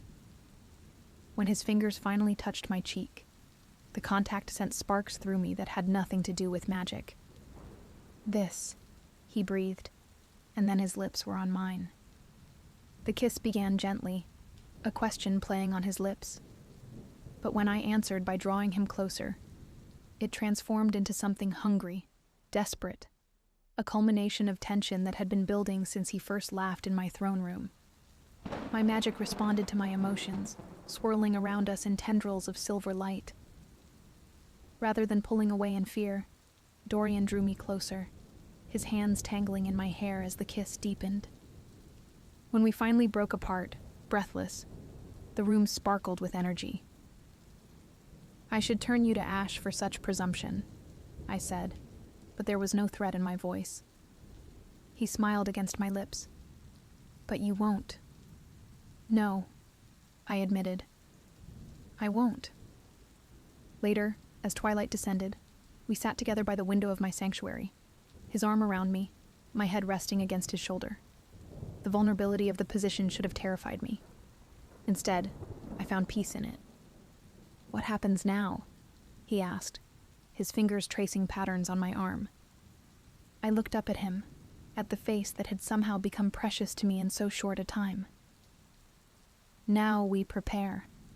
The threat from the east won't vanish because we wish it to." "We," he repeated, testing the word. So I am truly your advisor now. I touched his face, letting my fingers trace the line of his jaw. You are more than that, Dorian Blackwood. Though what exactly? I'm not certain yet. He captured my hand, pressing a kiss to my palm. I can be patient, Witch Queen. I've waited this long to find you. The weeks that followed passed in a blur of council meetings, defensive preparations, and stolen moments in my sanctuary. Dorian moved from the eastern tower to chambers closer to mine, raising eyebrows throughout the court, but generating fewer whispers than I'd expected. Perhaps they saw what I was only beginning to admit to myself, that he balanced me and tempered my harsher instincts with his compassion, while supporting my strength without fear. But as our relationship deepened, so too did the threat from beyond our borders. Reports arrived daily of troops gathering, not just rebels now, but Viridian forces as well. Queen Alicia has officially denounced your rule, Minister Aldrich announced grimly in council. She claims your use of magic violates ancient treaties and threatens the safety of all neighboring kingdoms. Convenient, Dorian observed, that she only discovers this concern now when Lord Carew offers her a share of our eastern provinces in exchange for her support. I drummed my fingers on the table. How many forces does she commit? 5,000 troops, Captain Thorne replied. Combined with Carew's rebels, they outnumber our standing army 2-1. The council chamber fell silent, the gravity of our situation settling heavily upon us all. Then we must not meet them conventionally, I said finally. Lady Merrick leaned forward. You mean to use magic in warfare, Your Majesty? The kind not seen since the dark days? I met her gaze steadily. I mean to protect what I have built, by whatever means necessary. The cost would be high, Dorian said quietly beside me. Not just in lives, but in how the kingdom, how history, will remember your reign. I turned to him, surprised by his caution. Would you have me surrender the throne? Return to the days when those with magic were hunted? Never, he replied firmly, but there may be another way. He stood, moving to the map spread across the council table. What if we divided their forces, made them fight on 2 fronts? As he outlined his strategy, I watched him with growing admiration. His plan was bold but sound, using our knowledge of the terrain to separate Carew's rebels from their Viridian allies, then dealing with each separately through a combination of conventional tactics and targeted magical interventions. This could work, Captain Thorne admitted grudgingly, though it would require perfect timing. And it would spare many lives on both sides, Dorian added, his eyes finding mine. I nodded slowly. Prepare the army according to Prince Dorian's plan. We move in 3 days. As the council dispersed, I held Dorian back with a light touch on his arm. When we were alone, I faced him directly. You surprised me today, I said.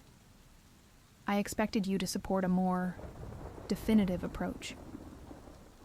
He took my hands in his. I will always support your right to rule, Selene. But I've seen enough bloodshed to last several lifetimes. If we can achieve victory without massacre, isn't that preferable? Looking into his earnest face, I felt a surge of emotion so powerful it nearly overwhelmed me. This man, who had every reason to hate me, instead stood by my side, fighting not just for me, but for the well-being of the kingdom we both loved.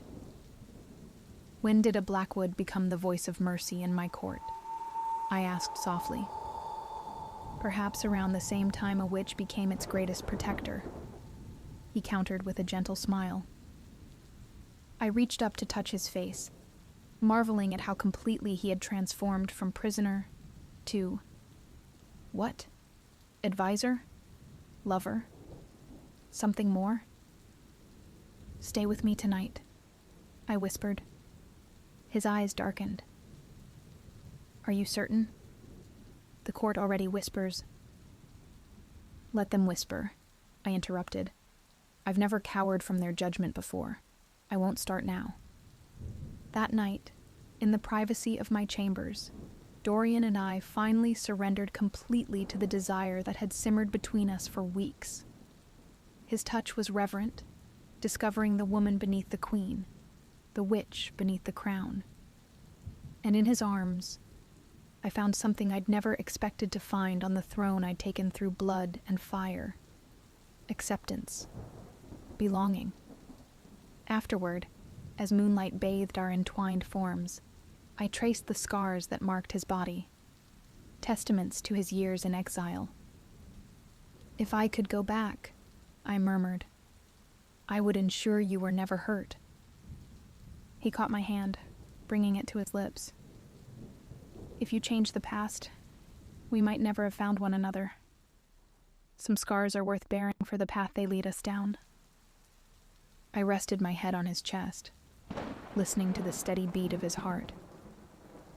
When this conflict is over, what then? What do you mean? I hesitated, voicing the fear that had grown alongside my feelings for him. Will you stay? Once your name is cleared, once your right to walk freely in Lunaria is restored, will you still choose to stand beside a witch queen? Dorian shifted, tilting my face up to meet his gaze.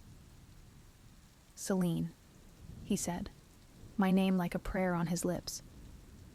I would choose you in any life, under any circumstances, not because you're a queen, not despite your being a witch, but because you are exactly who you are. I kissed him then, pouring everything I couldn't yet say into the gesture. Later, as he slept beside me, I watched the rise and fall of his chest and made a silent vow. I would protect this man, this kingdom, this fragile happiness I had found, no matter the cost. Dawn broke on the day of battle with an ominous red sky. I stood on the palace balcony, watching as our forces marched eastward according to Dorian's plan. He would ride with them, a decision I'd fought against but eventually accepted. The troops needed to see a Blackwood fighting for the crown, not against it. You should be with the rear guard, I told him as he prepared to depart, adjusting the straps of his armor. Coordinating, not fighting on the front lines. He smiled, recognizing my words for what they were. Fear masked as a strategy. My place is where I can do the most good, he said gently. Just as yours is here, preparing your magical defenses. I frowned, brushing imaginary dust from his shoulder. If anything happens to you, it won't, he interrupted, catching my hand and bringing it to his lips. I have too much to return to. We parted with a kiss that held too much of a goodbye for my comfort. As I watched him ride away, leading a column of troops beneath my banner, a strange foreboding settled over me. Something about this day felt wrong, though I couldn't place what. Hours passed as I prepared in my sanctuary, gathering magical energies for the complex spells that would support our forces. According to our plan, I would remain in the palace, using scrying mirrors to monitor the battle and channel magic where needed. Not the brute force I'd use to claim the throne, but precise interventions to support Dorian's tactical plan. By midday, the first reports arrived. Our army had successfully split the enemy forces, drawing the Viridians into the northwestern valley, while engaging Karoo's rebels in the foothills. Everything proceeded according to plan. Too easily, perhaps. My suspicion grew as I watched through the scrying mirror. The Viridian forces seemed to offer less resistance than expected, almost as if... It's a trap, I breathed, suddenly understanding. They wanted us to split our forces. No sooner had I spoken than the mirror showed a new development. A third army emerging from the forest to the south, cutting off our troops from retreat. I recognized their banners with a chill. Mercenaries from the Western Isles, notorious for their brutal efficiency and complete lack of honor. I searched desperately through the mirror's images for Dorian, finally locating him in the thick of battle against Karoo's forces. He fought brilliantly, his sword flashing in the sunlight as he led a charge against the rebel line. But he couldn't see the new threat approaching from behind. Without hesitation, I gathered my power, prepared to transport myself to the battlefield. A dangerous spell that would leave me vulnerable, but the only way to warn our forces in time. As the transportation spell formed around me, a messenger burst into my sanctuary. "Your Majesty, urgent news." I paused, the magic flickering around me. "Speak quickly." "A Viridian envoy has arrived under a flag of truce. He bears a message from Queen Elysia herself." "Now," I hissed, "in the midst of battle. He says they will withdraw all forces immediately upon one condition." Something cold settled in my stomach. What condition? The messenger swallowed hard. "The execution of Prince Dorian Blackwood, whom they claim has committed treason against both crowns." The magic around me dissipated as shock replaced urgency. Treason? What nonsense is this? "The envoy carries documents, Your Majesty. Letters bearing Prince Dorian's seal, detailing plans to overthrow both you and Queen Elysia, restoring his family's rule through a new alliance." "Impossible," I whispered. "I would have known." But would I? Had I been so blinded by feeling that I'd missed signs of betrayal? No, I refused to believe it. Not after all we'd shared, all we'd built together. "Bring me this envoy," I commanded. "I will hear these accusations directly." The Viridian diplomat was a sleek, silver-haired man whose calm demeanor belied the chaos his arrival had caused. He bowed with practiced grace as he entered my throne room. "Queen Selene," he greeted me. "I regret the circumstances of our meeting." "Show me these so-called letters," I demanded without preamble. He produced a leather folio, from which he extracted several documents bearing what did indeed appear to be Dorian's seal. I scanned them quickly, my horror growing with each line. Detailed plans for using both my forces and Viridia's to weaken each other, creating an opening for a Blackwood restoration. "These are forgeries," I declared, though doubt gnawed at me. The handwriting was remarkably similar to Dorian's, the details of our defenses too accurate to be mere guesswork. "I understand your reluctance to believe, Your Majesty," the envoy said smoothly. "But consider, why would a Blackwood prince truly serve the witch who deposed his family? He has been playing a longer game, one that ends with your downfall." I turned away, struggling to maintain my composure. Through the windows, I could see the distant smoke of battle. Every moment I delayed here, our forces, Dorian included, faced that unexpected Third Army. "Queen Elysia offers peace," the envoy continued. "Immediate withdrawal of all her forces, an end to all hostilities, recognition of your rule.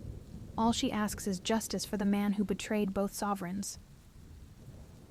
"And if I refuse?" His smile thinned.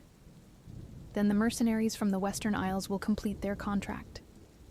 I believe they are engaging your eastern flank as we speak." I closed my eyes, thinking rapidly. If I refused and transported myself to the battlefield as planned, I might save our forces. But at what cost to the kingdom? A prolonged war against 3 enemies would devastate Lunaria, leaving countless dead even if we eventually prevailed. If I accepted, "I need proof beyond these papers," I said finally. "Evidence that cannot be forged." The envoy nodded as if he'd anticipated this. "We thought you might say that."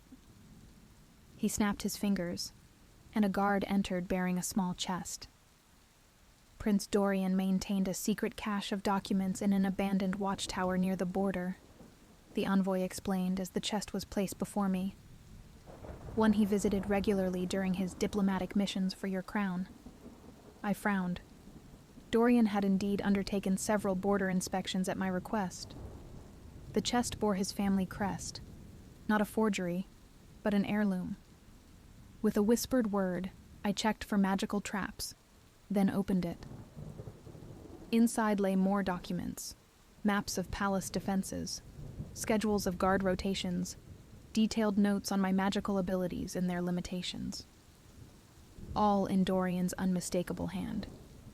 Most damning of all was a small portrait, Dorian standing beside Queen Alicia, both smiling, their hands clasped in what appeared to be an alliance. When was this painted? I demanded, my voice hardly more than a whisper. 3 weeks ago, the envoy replied, during his last inspection of the eastern provinces. 3 weeks ago, when Dorian had claimed to be surveying our defenses, when he had returned to my bed with stories of troop movements and fortifications. Pain lanced through me, sharper than any blade. Had it all been lies? The tenderness in his touch, the vulnerability in his eyes when he spoke of his past, the passion in his kiss. Was it all merely the performance of a master manipulator? I thought of his laughter that first day in my throne room. Not fear, not respect, but amusement. The confidence of a man already certain of his victory. Your Majesty, Captain Thorne interrupted my thoughts, entering with a bow. The situation on the battlefield grows dire.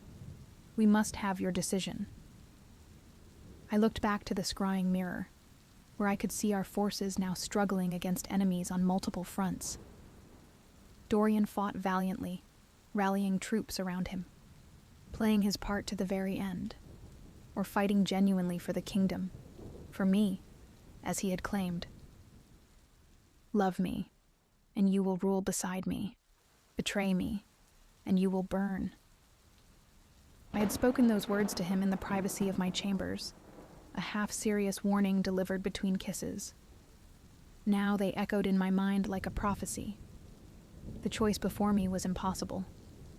Trust Dorian despite the evidence and risk my kingdom, or sacrifice him to save everything I'd built. Your Majesty, Captain Thorne prompted, we await your command. I straightened, my decision crystallizing with painful clarity. Tell the Viridian envoy I accept his terms, I said, my voice hollow. On the condition that Queen Elysia's forces withdraw immediately. The mercenaries must also stand down before... I swallowed hard. Before justice is delivered. Captain Thorne's eyes widened slightly. He had seen Dorian and me together and understood what this decision must cost me. But he bowed without comment. As preparations were made, I retreated to my sanctuary, unable to bear the sympathetic glances of my court. Through the scrying mirror, I watched as messengers rode to the battlefield, bearing white flags. Gradually, impossibly, the fighting ceased. I couldn't watch when they took Dorian.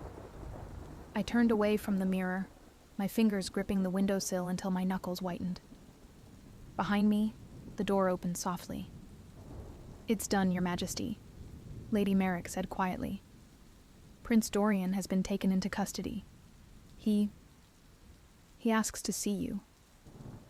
I closed my eyes. Where is he?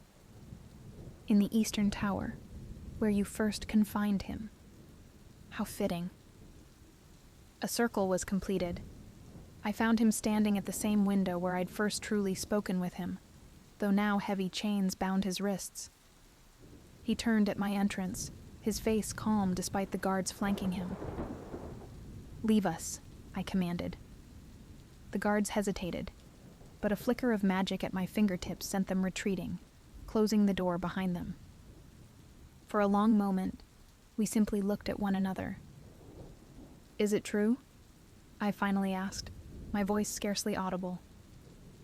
Dorian's eyes never left mine. Which part? Any of it. All of it. I gestured helplessly. The letters, the meetings with Elysia, the plans to use me. No, he said firmly. None of it is true. I wanted desperately to believe him. They have documents, Dorian, in your hand, bearing your seal, maps of our defenses, notes on my magical weaknesses, a A portrait of you with Alicia. Forgeries? He insisted. Skillful ones, but forgeries nonetheless. He moved toward me, chains clinking with each step. Celine, look at me. You know me. Would I betray you? After everything? I studied his face, the face that had become more precious to me than my crown, than my power, than perhaps my own life. No deception showed in those twilight eyes, only pain and pleading. The portrait. I've never met Queen Alicia, he interrupted. Never. Such an image could only be created through magic or exceptional artistic skill. Magic. Of course. The realization struck me like lightning. A composite, I breathed, created by someone with sufficient knowledge of both your appearances. Hope flickered across his features. Yes, exactly. My mind raced. But why? Why this elaborate deception to frame you specifically? Because I'm your weakness, he said softly. They couldn't defeat you militarily, couldn't match your magic, but they found the one way to make you defeat yourself. The truth of his words resonated with me. I had been manipulated, not by Dorian, but by our enemies. The envoy, I realized. He arrived precisely when our forces were most vulnerable, when I'd be forced to make an impossible choice with incomplete information. I moved closer to him, my hands rising to cup his face. I almost sacrificed you. But you haven't yet, he whispered, and now you know the truth. I pressed my forehead to his. I'm sorry I doubted you, even for a moment. I would have doubted too, he admitted. The evidence was designed to be overwhelming.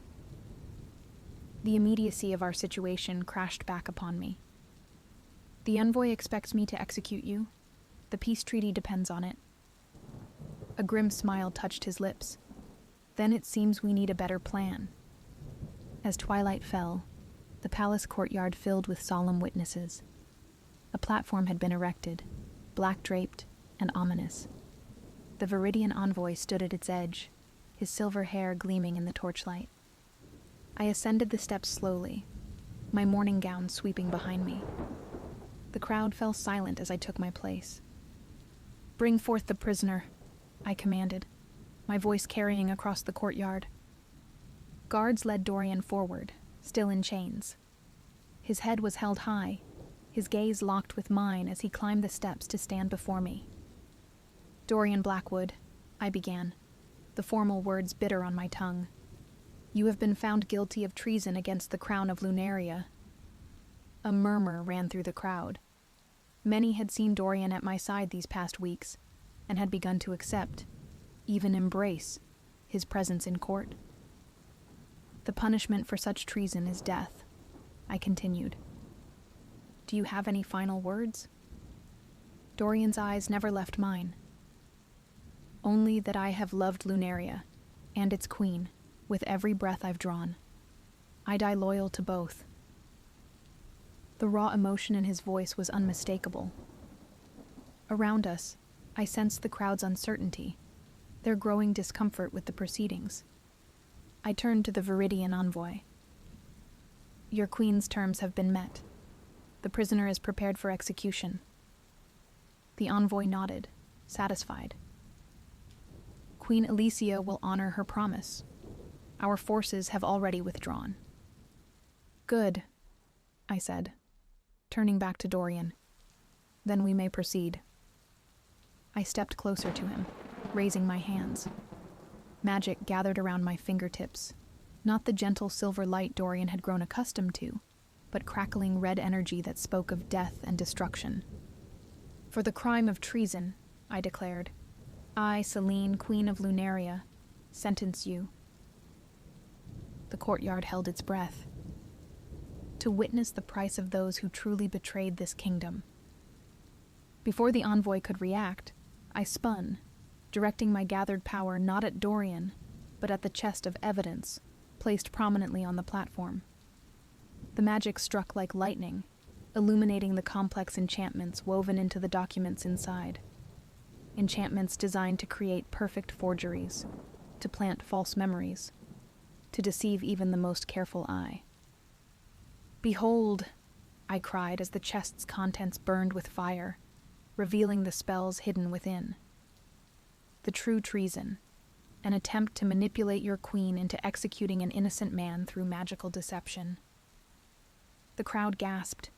The envoy lunged forward, but found himself frozen in place by a flick of my wrist. "Search him," I commanded the guards.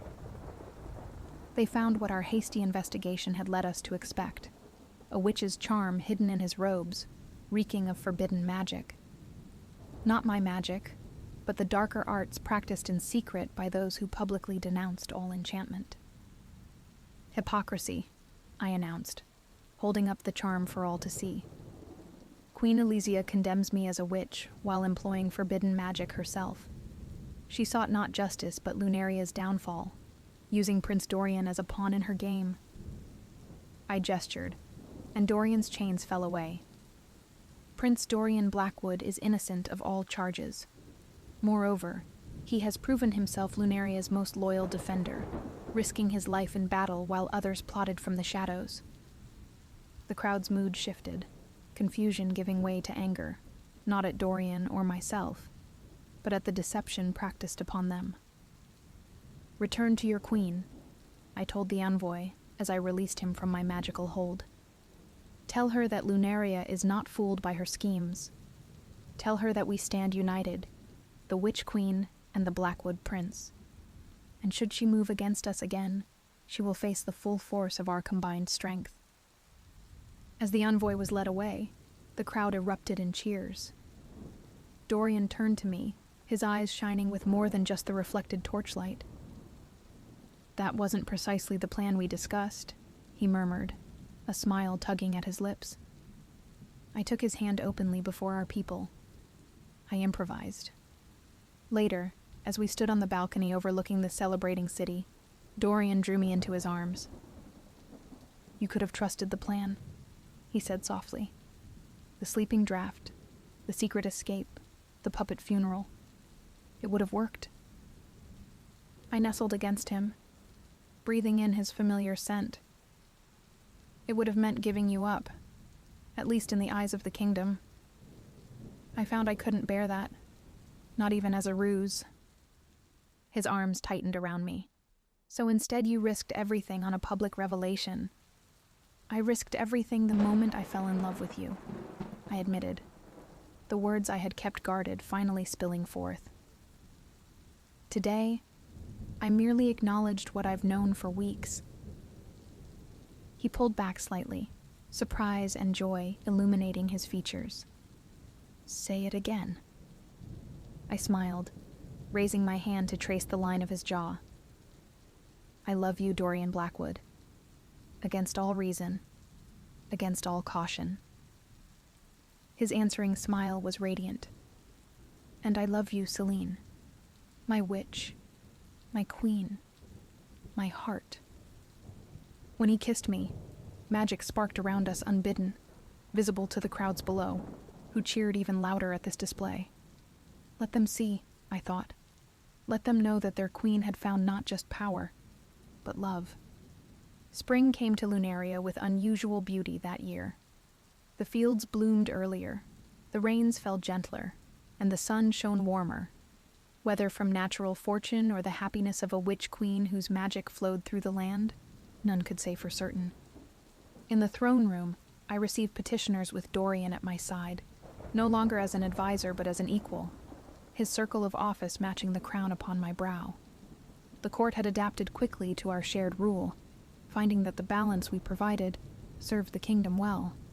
"The last petition, Your Majesties," the herald announced as an elderly woman approached the throne. She bowed creakily, then looked up with keen eyes. "I come not with a request, but with a gift," she said, her voice stronger than her appearance suggested. "For your upcoming nuptials." I felt Dorian's hand tighten on mine. Our wedding, scheduled for the summer solstice, had become the kingdom's most anticipated celebration. "You honor us," Dorian replied warmly, "though no gifts are necessary." The woman smiled, revealing she was perhaps not as old as she first appeared. "This one is." From her sleeve, she withdrew a small, crystalline vial. A rare potion brewed only once a century when the celestial alignment permits. I leaned forward, my magical senses tingling. "What does it do?" "It binds souls," she said simply. "Not in the way of common marriage, but deeper. What one feels, the other senses. What one suffers, the other shares. What one celebrates, the other enjoys." Her eyes twinkled. "It is a great risk and a greater blessing." Murmurs spread through the court. Such magic was ancient, powerful, and dangerous in the wrong hands. "Why offer this to us?" I asked cautiously. The woman's gaze softened. "Because Lunaria has suffered the divide between magic and mundane for too long. Your union heals an ancient wound. This potion ensures it can never be torn open again." I exchanged glances with Dorian, reading the question in his eyes. After all, we had endured, after the trust we had built. Was this final magic necessary? "We will consider your gift with the gravity it deserves," Dorian told the woman diplomatically. She bowed again and retreated, leaving the vial on the steps before the throne. That night, in the privacy of our chambers, Dorian held the vial up to the moonlight, studying the iridescent liquid within. "What do your magical senses tell you?" he asked. I brushed my fingers over the crystal, feeling the power pulsing within. "It's genuine. Ancient magic, powerful beyond anything I could create myself." I met his gaze. "And potentially dangerous. If one of us were injured, the other would feel it," he finished. "If one died, the other would never be whole again," I whispered. He set the vial down carefully. "A literal interpretation of your vow. Love me and rule beside me, betray me and we both burn." I smiled faintly at the reminder. "A vow made in a very different time. But still true," he said, taking my hands in his. "Whatever you decide about this potion, know that I already consider myself bound to you in every way that matters." I studied his beloved face, thinking of all we had overcome. The fallen prince and the witch queen, unlikely allies, more unlikely lovers, now poised to reshape a kingdom together. "We don't need magic to bind us," I said finally. "We've forged our bond through trials greater than any spell could create." Relief softened his features. "So we decline the gift?" I picked up the vial, feeling its weight, symbolic and literal. "We accept the sentiment behind it, but rely on what we've built ourselves." I set it aside. "After all, the greatest magic I've ever known isn't in potions or spells." "Oh," he inquired, pulling me close. "And what might that be?" I smiled up at him, the witch queen who had conquered a kingdom only to surrender her heart. "This," I whispered, rising on tiptoes to kiss him. "Just this." As our lips met, silver light swirled around us, magic responding not to incantation or ritual, but simply to love, the most ancient and powerful force of all.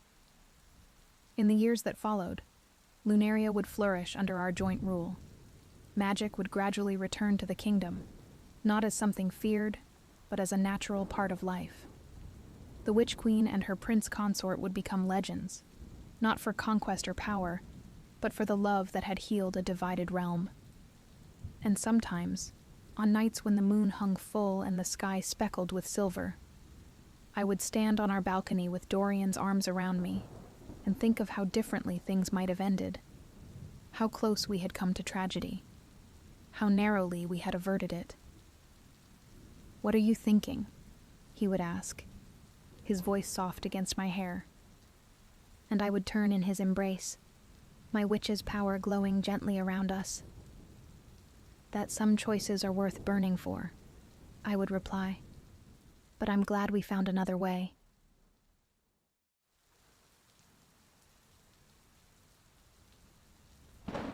I never meant to fall in love during the longest night of the year.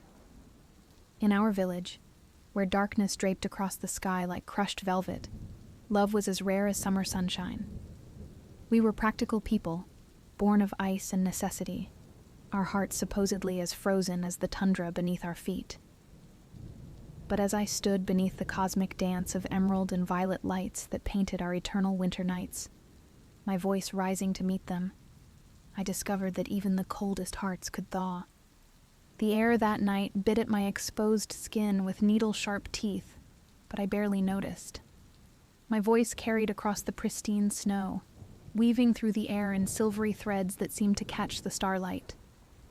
Above me, the aurora responded, rippling in waves of jade and amethyst, sending warmth cascading down over our sleeping village. The ancient magic hummed in my blood, passed down through generations of my family, though only my grandmother had known of my gift before she disappeared into the endless white 5 years ago. The storm announced itself with a deep rumble that shook the ground beneath my feet. I watched it approach from my position atop Crystal Hill, the wind carrying the scent of snow and something else, something ancient and sharp, like metal left too long in the cold. The approaching wall of white stretched from earth to sky, swallowing the stars in its path. My song faltered as I spotted a dark figure stumbling through the thickening snow. The lights above dimmed in response, their warmth receding, and the bitter cold crept back into the air. The figure collapsed at the base of the hill, and without thinking, I ran down the icy slope, my boots crunching in the fresh powder. The wind whipped my hair, which shimmered with the same ethereal colors as the aurora above, across my face, carrying the scent of pine and frost. He was barely conscious when I reached him, his skin pale as moonlight against his dark beard, lips tinged an alarming shade of blue. Frost clung to his eyelashes like tiny diamonds, and his breathing came in shallow puffs of white mist. Despite our village's wariness of outsiders, I couldn't leave him to freeze. I hooked my arms under his and dragged him toward my cabin at the village's edge, my muscles burning with the effort. Inside my cabin, the fire cast dancing shadows on walls, lined with drying herbs and crystals, my grandmother's legacy. I stoked the flames until they roared, their heat pushing back the infiltrating cold. As I wrapped him in my grandmother's quilts, each one stitched with patterns that seemed to move in the firelight, ancient symbols of protection hidden in their designs. Color slowly returned to his cheeks.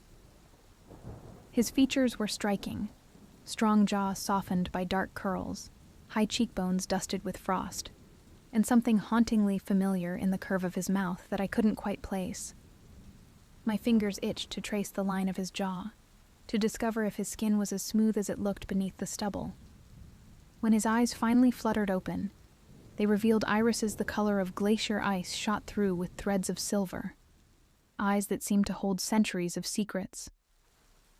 "The lights," he mumbled, voice rough like stones tumbling down a mountainside.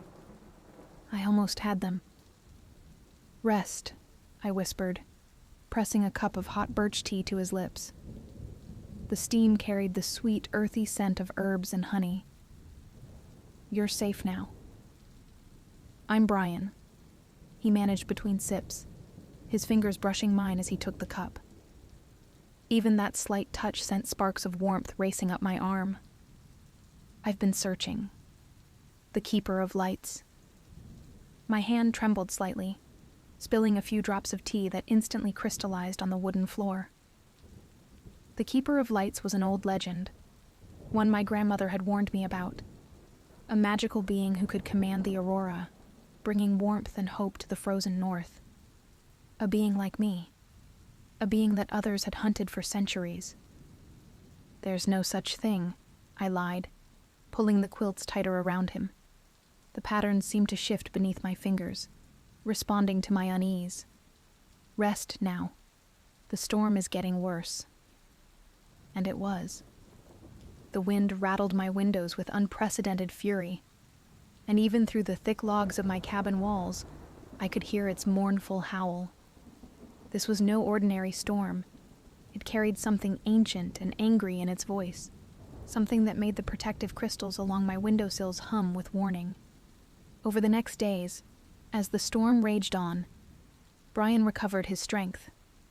I found myself drawn to him despite my suspicions, fascinated by his tales of travels across the frozen wilderness.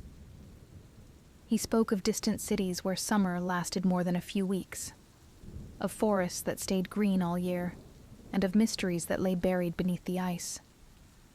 His voice was hypnotic, rich as honey, and smooth as river stones, and I often caught myself leaning closer just to feel its vibrations in the air between us. "What really brought you here?" I asked one evening as we sat before the fire, sharing a meal of roasted fish and preserved cloudberries. The berries burst on my tongue with the memory of summer, their tartness a sharp contrast to the rich, savory meat. Brian's eyes reflected the flames as he answered, the silver threads in his irises dancing. "Would you believe me if I said the lights led me here? I've been following them for months, tracking their patterns. They're different here, stronger, more alive." His gaze met mine, and something flickered there that made my breath catch, almost as if someone was calling to them. The fire crackled between us, sending sparks dancing up the chimney like earthbound stars. I watched one spiral upward, attempting to steady my racing heart. "The lights have always been strong here," I said softly, tracing the rim of my wooden cup with one finger. "My grandmother used to say they were drawn to our village's songs."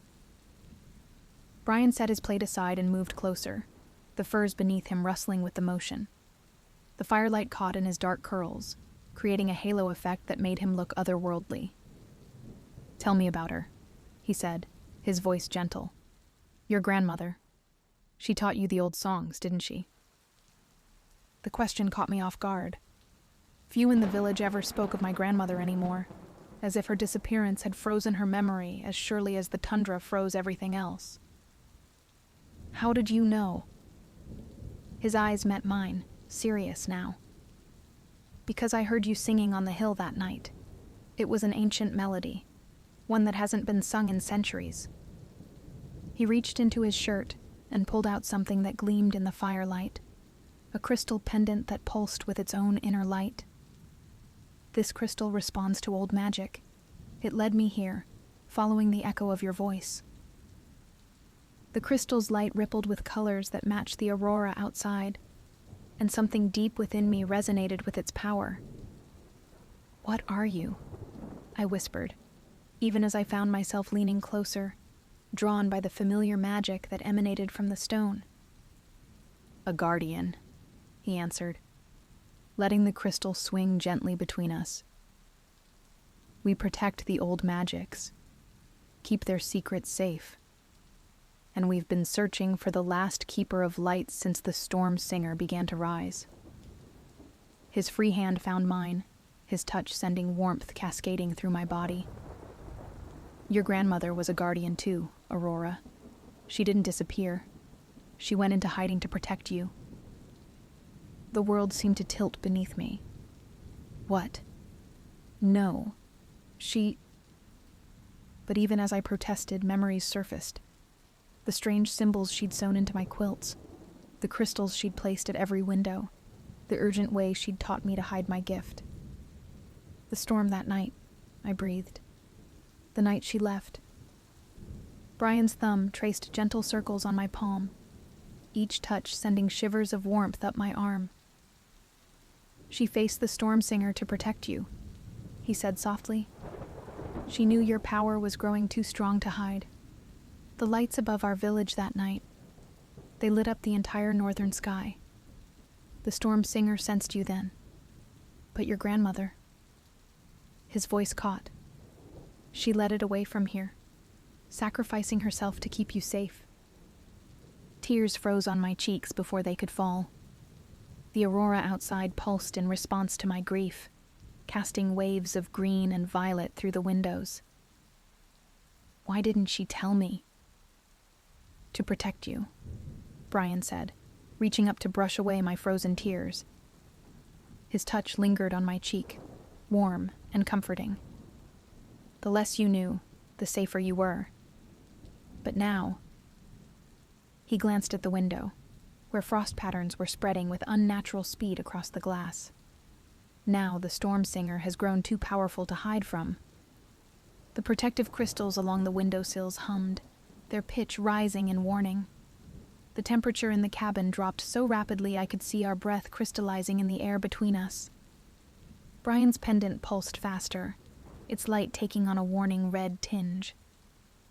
"It's here," he whispered, just as the first window exploded inward in a shower of ice and glass. Through the opening stepped a figure that seemed to form from the storm itself, swirling snow and darkness given shape, with eyes that glowed like the heart of a glacier. The temperature plummeted further, and the fire in the hearth sputtered and died. "The last keeper," it spoke, its voice the sound of avalanches and cracking ice. "Your grandmother's sacrifice was in vain, child. Winter claims all in the end." Brian moved in front of me, his pendant blazing like a star in the darkness. "You'll not touch her," he growled. And in that moment, I saw the warrior beneath the traveler's exterior. The crystal's light formed a barrier between us and the storm singer, but frost was already creeping up Brian's legs, threatening to encase him in ice. Something snapped inside me then. Seeing him in danger broke through the last of my hesitation. I opened my mouth and began to sing. Not the gentle songs I usually sang to the lights, but something deeper, more primal. It rose from some ancient place within me, a melody that spoke of summer meadows and warm rains, of life persisting through the longest winters. The aurora responded immediately, pouring through the broken window in ribbons of light that wrapped around us like a living shield. The ice attacking Brian melted away, and the storm singer recoiled. Brian's crystal resonated with my voice, its light joining with the aurora, until the cabin blazed with the warmth of 1,000 summers. The storm singer howled in rage as my song grew stronger, the sound of shattering glaciers competing with the melody pouring from my heart.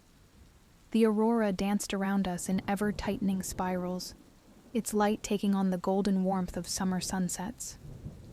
Brian's crystal pulsed in harmony with my voice, our magics intertwining like lovers' hands.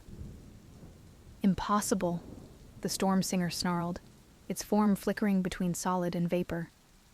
The old songs were lost. "Not lost," my grandmother's voice rang out from behind the creature. "Protected." She stepped through the storm, unchanged, her silver hair streaming behind her like moonlight on snow, her eyes bright with ancient power. The protective symbols in her quilts blazed to life, forming a web of light that trapped the storm singer in its center. "Grandmother," I breathed between verses, my song never faltering. The aurora responded to my joy, its colors shifting to deep rose and gold. "Sing, my darling," she called, raising her voice to join mine. "Sing of spring after winter, of warmth returning to frozen hearts." Brian's voice joined next, deep and resonant as thunder, his guardian magic amplifying our song through his crystal. The 3-part harmony filled the cabin, spilled out into the night, and rose to meet the dancing lights above. Each note carried memories of warmth and life, summer berries bursting with sweetness, spring streams breaking through ice, autumn leaves dancing on warm winds. The storm singer thrashed within its prison of light, its power diminishing as our song grew stronger. "You cannot end winter," it raged, but its voice held a note of desperation now. "We don't want to end winter," I sang into the harmony. Understanding bloomed in my heart like the first flowers of spring. Winter is necessary, beautiful, sacred, but it must dance with spring, not dominate it. The aurora poured through every window now, wrapping around the storm singer in ribbons of light. Where it touched the creature's icy form, the frost softened into morning dew, the harsh angles melting into gentle curves. The sound of its rage transformed note by note into something like music. "Choose," Brian's crystal flared as he spoke. "Choose to be part of the dance, not its destroyer." My grandmother's voice rose in the ancient language, words of power that made the air shimmer. "Return to what you were meant to be. Winter's grace, not its fury." Inside its cocoon of light, the storm singer's form shifted one final time. The darkness fled its body like storm clouds parting, leaving behind a figure of pure, crystalline beauty. No longer a creature of destruction, but winter in its most elegant form. Frost without bite, snow without burial, ice without deadly intent. As our song faded into a newfound silence, the transformed being bowed its head. "I had forgotten," it whispered, its voice now like snow falling on cedars. "The dance is everything." "Welcome back to it," my grandmother smiled, looking exactly as she had when she'd taught me my first songs. The sunrise that followed was unlike any I'd seen before. The aurora remained visible, even as the sky lightened, its colors merging with the dawn in impossible beauty. The storm had passed, leaving behind a world transformed, still winter-wrapped, but gentle now, full of possibility. Brian's arms encircled me as we watched the new day dawn, his warmth seeping into my tired bones. "I knew I'd find something incredible when I followed the lights," he murmured against my hair. "I just didn't expect to find everything." My grandmother touched the crystal at his neck, then the one she wore, finally resting her hand over my heart. "The old magics aren't meant to be hoarded or hidden anymore," she said. "They're meant to be shared, like love itself." Her eyes twinkled. "Why do you think the lights led him to you?" I turned in Brian's arms to face him, seeing in his glacier blue eyes the same wonder I felt. "Will you stay?" I asked. "Help me learn to be both keeper and guardian?" His kiss was warm as summer sunshine, sweet as cloudberries, and full of promise. "Wild horses couldn't drag me away," he smiled against my lips, "or even wild winter storms." Above us, the aurora danced on into the morning, painting the sky with the colors of magic and love. The transformed storm singer rose to join them, its presence now adding to their beauty rather than seeking to destroy it. And in that moment, I understood what my grandmother had always taught me: that the greatest magic comes not from power or control, but from finding the perfect balance between opposite forces. Winter still rules our village for most of the year, but now it's a winter full of warmth and wonder. The lights dance every night as Brian and I sing to them, our voices joined in harmony with the ancient magic that flows through this land. My grandmother stays close, teaching us both the old ways while embracing the new paths we forged together. They say love blooms brightest in the coldest places. Standing beneath the eternal dance of lights, my voice rising to meet them, my heart beating in time with Brian's, I know this to be true. For in the longest nights and the deepest cold, we found a warmth that could thaw even winter itself. And that perhaps is the greatest magic of all. Candlelight danced across the marble floors of London's most prestigious ballroom, casting golden shadows that matched the shimmering champagne in crystal flutes. I stood at the edge of the crowd, my silk gown rustling softly with each breath, watching the swirl of couples moving to the gentle strains of a waltz. The air was thick with the scent of roses and orange blossoms, brought in by the cartload to decorate the Hartley's annual spring ball. Mother had outdone herself with my presentation this season. The pale blue silk of my gown caught the light perfectly, its silver embroidery glinting like frost on morning flowers. My dark curls were arranged in the latest fashion, with tiny diamond pins that sparkled like stars against the deep brown waves. At 18, I was considered the crown jewel of this year's debutantes, though the thought brought me little joy. I knew what it meant, an endless parade of suitors, each more concerned with my dowry than my heart. The season had already brought forth a dozen proposals, each more calculated than the last. Lord Pembroke with his aging estate and mountain of debt. The young Duke of Ashworth, barely 16 and pushed forward by his ambitious mother. Even my childhood friend Thomas had tried his hand, though we both knew there was no spark between us. "You look utterly bored, my lady." The voice carried the hint of a smile, rich and warm like honey. I turned to find myself staring into the most remarkable pair of green eyes I'd ever seen. Nicholas Owensby stood before me, the notorious charmer of London society. His dark hair fell in perfect waves, and his evening clothes were immaculate. A perfectly tailored black coat that emphasized his broad shoulders, a crisp white cravat, and a subtle gold pin that winked in the candlelight. But it was his smile that caught and held my attention, crooked and genuine, nothing like the practiced simpers of other gentlemen. "I assure you, sir, I am perfectly entertained by my own thoughts," I replied, lifting my chin slightly. His reputation preceded him, a different lady on his arm at every ball, a trail of broken hearts in his wake. Just last week, I'd overheard Lady Winterbourne warning her daughter away from his dangerous charms. He laughed, the sound rich and unexpected. Lady Caroline Bentley, defending the excitement of standing alone in a corner. I must hear these fascinating thoughts of yours. The orchestra began a new piece, Mozart, one of my favorites, and he extended his hand. "Dance with me?" I hesitated, but something in his eyes made me place my gloved hand in his. As he led me onto the floor, I felt the eyes of the entire room upon us. The music began, and we moved together as if we'd danced 1,000 times before. His hand at my waist was steady and sure, his touch sending warmth spreading through my entire body. "Your thoughts, my lady," he prompted, guiding me through a turn with effortless grace. "I was thinking how tedious it is to be paraded about like a prize mare at auction," I admitted, surprising myself with my honesty. Each potential buyer examining my teeth and checking my pedigree. His eyes widened slightly, then crinkled at the corners. Refreshingly direct. And here I thought you were the perfect society miss. Perfect is rather dull, don't you think? The dance continued, but something had shifted.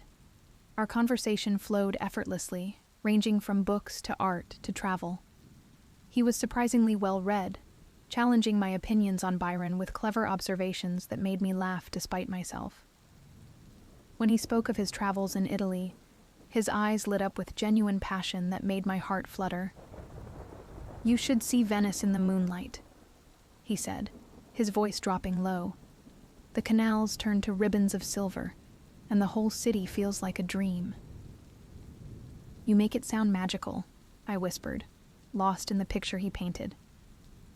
"Everything can be magical if you look at it the right way." His hand tightened slightly on my waist, and I realized how close we'd drawn together, closer than propriety strictly allowed. When the music ended, I found I didn't want to let go of his hand. He seemed equally reluctant to release me, his fingers lingering against mine as he bowed. That night marked the beginning of what seemed like a dream. At every social gathering, Nicholas sought me out. We would find quiet corners to discuss everything and nothing, our conversations punctuated by lingering looks and brief touches that set my heart racing. He showed me a London I'd never known, secret gardens hidden between townhouses, tiny bookshops with treasures in their dusty corners, and quiet moments that belonged only to us. One afternoon, he took me to a hidden courtyard garden he'd discovered. Roses climbed the ancient walls, their pink and white blooms nodding in the gentle breeze. We sat on a stone bench, reading poetry together, his shoulder pressed warm against mine. "She walks in beauty, like the night," he quoted softly. but his eyes weren't on the book. They were on me, intense and full of something that made my breath catch. Of cloudless climes and starry skies, I finished, my voice barely a whisper. His hand found mine, his thumb tracing circles on my palm through my thin glove. The touch sent shivers up my arm, and I knew I was falling deeply, irrevocably in love with him. I knew what people whispered behind their fans, that I was just another conquest for the notorious Mr. Owensby. But when he looked at me, I saw something different in his eyes, something real, something that made me believe in magic and true love and all the things I'd dismissed as girlish fantasies. Until the night of the Hartley's summer ball. I had arrived late, having spent too long choosing the perfect gown, deep emerald silk that made my eyes sparkle and my skin glow like moonlight. The ballroom was crowded, and I searched for Nicholas among the dancers. When I didn't see him, I made my way to the terrace for air. That's when I heard her laugh, musical and intimate, followed by his unmistakable voice. I turned the corner to find Nicholas pressed close to Lady Penelope Howard, his hand cupping her cheek as she gazed up at him adoringly. Her golden hair gleamed in the moonlight, and her beauty made my heart sink. "You know you're the only one who truly understands me," he murmured, and my world shattered. I fled before either could see me, but the image was burned into my mind. How foolish I'd been to think I was different, special. I was just another in his long line of conquests, another notch in his belt of broken hearts. The next morning, I convinced my parents to let me retire to our country estate in Derbyshire. I claimed the London air disagreed with me, that I needed rest. In truth, I needed to escape the whispers, the pitying looks, and most of all, the chance of seeing Nicholas again. The countryside welcomed me with open arms. Spring was in full bloom, painting the rolling hills in vibrant greens and soft purples. I threw myself into managing the estate, learning everything I could from our steward. The physical work in the gardens helped ease the ache in my heart, and slowly, I began to feel like myself again. I spent my days in the rose garden my mother had planted years ago, pruning and tending the delicate blooms. Something was healing in nurturing beauty, in watching life unfold according to its own gentle rhythm. The roses didn't care about society's expectations or broken hearts. They simply grew, bloomed, and shared their beauty with the world. But peace was not to be mine for long. One misty morning, as I walked through the rose garden, I heard hoofbeats on the gravel drive. My heart stopped when I saw Nicholas dismounting, looking travel-worn but determined. His clothes were dusty from the road, his cravat slightly askew, so different from his usual immaculate appearance. He carried something small in his hand that caught the early morning light. "Caroline," he called out, his voice carrying across the garden. "Please, let me explain." I turned to leave, but his next words froze me in place. "What you saw that night, it wasn't what you think." Lady Penelope was distraught over her brother's illness. I was comforting an old friend, nothing more. I've been a fool in many ways, but never about my feelings for you. I faced him slowly, steeling myself against the sight of him. But what I saw made me pause. Gone was the polished dandy of London society. This Nicholas looked raw and vulnerable, his eyes shadowed with lack of sleep. There was an earnestness in his expression I'd never seen before. "Why are you here?" I asked, proud that my voice remained steady. He opened his hand, revealing an ancient ring. The gold was worn smooth with age, set with a stone that seemed to hold starlight within its depths. As the morning light touched it, colors swirled in its heart like the northern lights I'd read about in books. "This belonged to my grandmother," he said softly. "There's a story in my family about it, that it was blessed by a wise woman centuries ago, enchanted to reveal true love. It shows the bearer's heart's desire, but only if that love is pure and unselfish. As he spoke, the stone began to glow with a soft, warm light. Inside its depths, I saw images forming. Nicholas and me in the bookshop, laughing over Byron. The two of us walking in the secret garden, his jacket around my shoulders against the evening chill. Every genuine moment we'd shared. But I also saw moments I hadn't witnessed. Nicholas pacing his study late at night, writing and discarding letter after letter to me. Him questioning his past choices, realizing how empty his life had been before we met. "I've changed, Caroline," he continued, taking a step closer. His familiar scent, sandalwood and leather, wrapped around me, bringing back a flood of memories. The man I was before, the one who flirted and played at love, he died the moment I met you. You showed me what real connection means, what it is to truly see someone and be seen in return. The ring pulsed brighter, and I felt a warmth spread through me, like sunshine after rain. Magic tingled in the air around us, ancient and powerful. The roses seemed to lean closer, their perfume intensifying as if nature itself held its breath to witness this moment. "I don't expect you to forgive me immediately," Nicholas continued, reaching for my hand but stopping just short of touching me. "But I'm asking for a chance to prove myself, to show you the man I've become, the man you helped me become." The morning mist swirled around us, touched with golden light. In that moment, I felt something shift in the air, as if fate itself held its breath. The magic of the ring seemed to hum, a melody that matched the beating of my heart. "How do I know this isn't just another pretty speech?" I whispered, even as something deep within me recognized the truth in his words.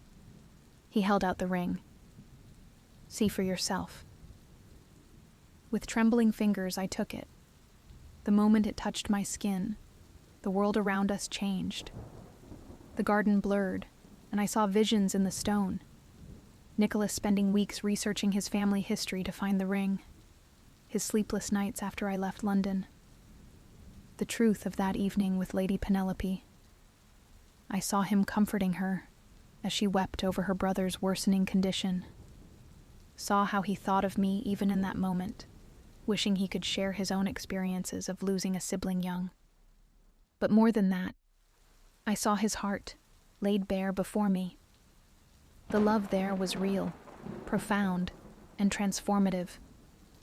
I saw how meeting me had awakened something in him he'd never known was sleeping. A desire for depth, for meaning, for a love that could last beyond a single dance or stolen kiss. The visions faded, leaving us standing in the misty garden, changed by what we'd seen. Nicholas reached for my hand again, and this time I let him take it. His touch was gentle and reverent, as if he held something infinitely precious. "I love you, Caroline Bentley," he said, his voice rough with emotion.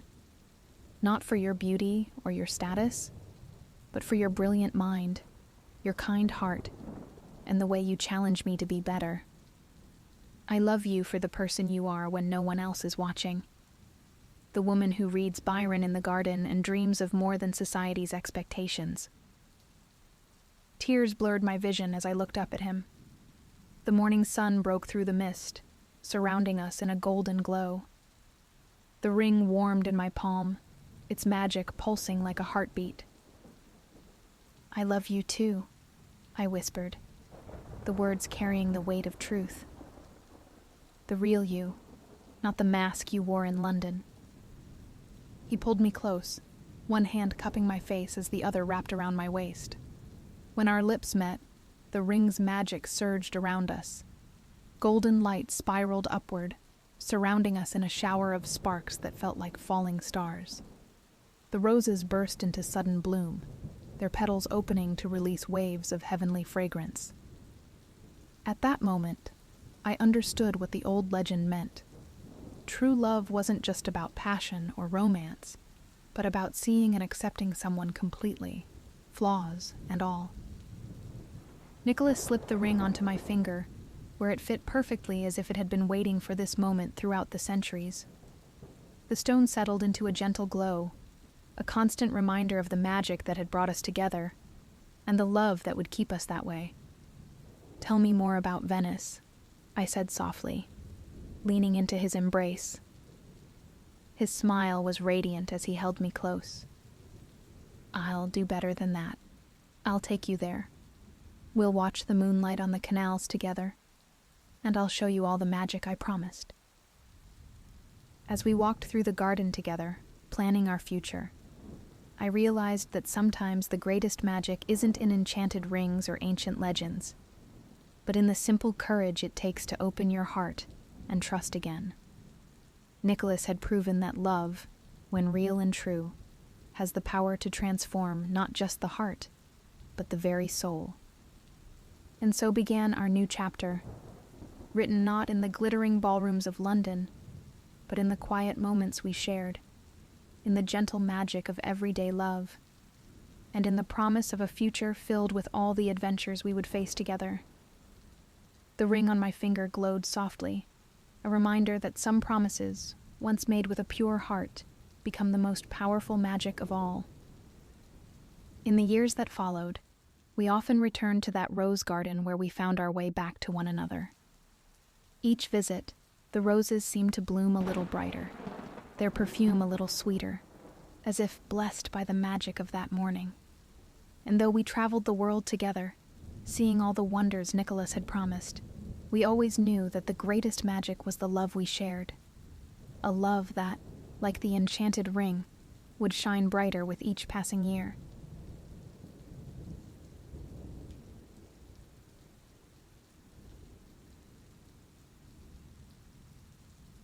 The scent of gardenias and rain-soaked earth fills my lungs as I step into my backyard, drawn to Mama's ancient magnolia tree. Its leaves rustle like whispered secrets in the twilight breeze, dark branches stretching toward a pearl-white moon. My work boots sink slightly into the damp grass, still soft from the afternoon shower that left everything gleaming and fresh. My fingers tremble as I touch the letter in my apron pocket. Micah's acceptance to Vanderbilt University. The heavy cream paper feels like it weighs 1,000 pounds, though it's barely heavier than the mourning dove feather I found this morning while sweeping the shop. Pride and fear wage war in my chest. Pride for my brilliant boy who's worked so hard. Fear because the numbers in my ledger keep bleeding red. The evening air carries the sweet perfume of the roses I'd arranged earlier at Richardson's Flowers and Gifts, my little shop on Main Street. Today I'd created 3 wedding bouquets, each petal placed with precision, while my mind wandered to the stack of unpaid bills waiting at home. The final notice from the electric company glares at me in particularly angry red letters. $487.32 past due. Micah's voice drifts through his open bedroom window, his warm tenor mixing with the chirp of crickets as he practices his violin. The same instrument his grandmother left him, the one he's played every evening since he was 7. Now, at 18, he creates music that makes even the mockingbirds pause to listen. A cool breeze stirs my hair, carrying an impossibly familiar scent. Honey and jasmine, Mama's signature perfume. My heart skips a beat. I haven't smelled that particular combination since she passed 5 years ago. But it wraps around me now like one of her Sunday morning hugs, warm and real enough to bring tears to my eyes. That's when I see it.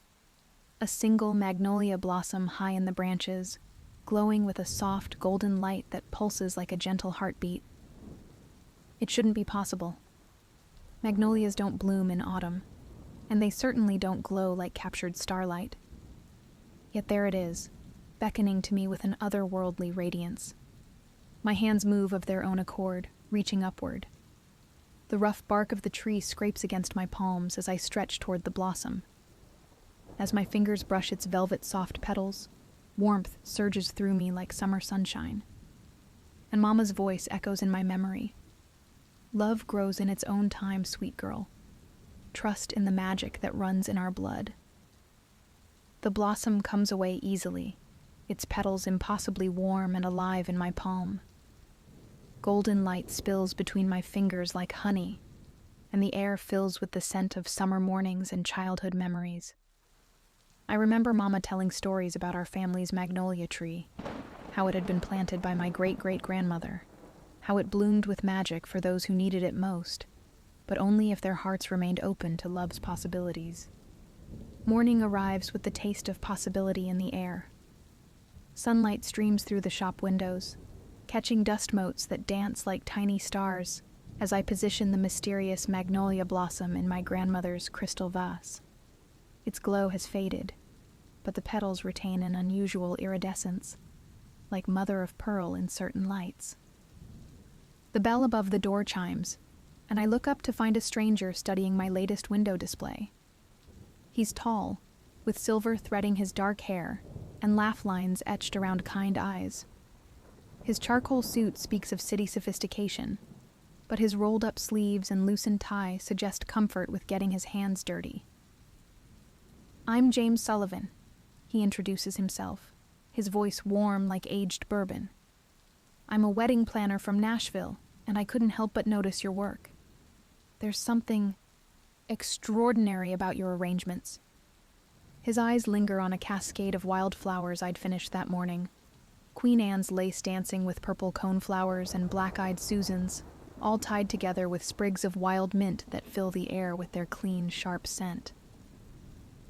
"I have a client in Memphis," he continues. "Old money, very particular. They want something unique for their daughter's wedding, something that tells a story. Would you be interested in creating their arrangements?" My pulse quickens at the opportunity, but practicality wars with hope. Memphis is quite a distance. "I'll handle all the logistics," he assures me, his smile reaching his eyes. "I just need your artistic touch." That evening, as I tell Micah about the opportunity over his favorite meal of chicken and dumplings, my grandmother's recipe, he reaches into his worn backpack for a notebook and pulls out a forgotten scholarship application instead. "Mom, this is weird," he says, his brow furrowed. "I could have sworn I submitted this months ago. It's for the Wilson Foundation grant. The deadline is tomorrow." The coincidence sends a shiver down my spine, and I think of the glowing magnolia blossom. The following weeks unfold like a time-lapse of a garden blooming. The Memphis wedding becomes a showcase for my work, leading to 3 more high-profile events. My phone rings with inquiries from Nashville socialites and Memphis aristocrats. Each arrangement I create seems to carry a hint of magic. Flowers staying fresh longer than they should, colors appearing more vibrant than nature typically allows. James visits regularly, ostensibly to discuss business. But our conversations meander like garden paths, touching on personal grounds. He tells me about losing his wife Rebecca to cancer 5 years ago, and about raising their daughter Emma alone. I share stories about Micah, about Mama, about my dreams of expanding the shop. One evening, as golden hour paints the shop in honey-colored light, we reach for the same spool of copper ribbon. Our fingers touch, and that same warm current I felt from the magnolia blossom courses through me like summer lightning. Neither of us pulls away. "Ava," he says softly, his voice barely louder than the humming of the ceiling fan. "I haven't felt this way since Rebecca. I know it might be too soon, but there's something here that feels like coming home." "It's not too soon," I whisper, the truth of it settling in my bones like the first warm day of spring. That night, the magnolia tree blooms again, a single perfect flower glowing like captured moonlight. As I reach for it, an envelope flutters down from the branches like a fallen leaf. Inside is a letter from Vanderbilt University, announcing an anonymous donation, a full scholarship in Micah's name. The paper trembles in my hands as tears blur my vision. Through them, I watch in wonder as more blossoms open on the magnolia tree, each one shining with its own inner light, turning our backyard into a constellation of earthbound stars.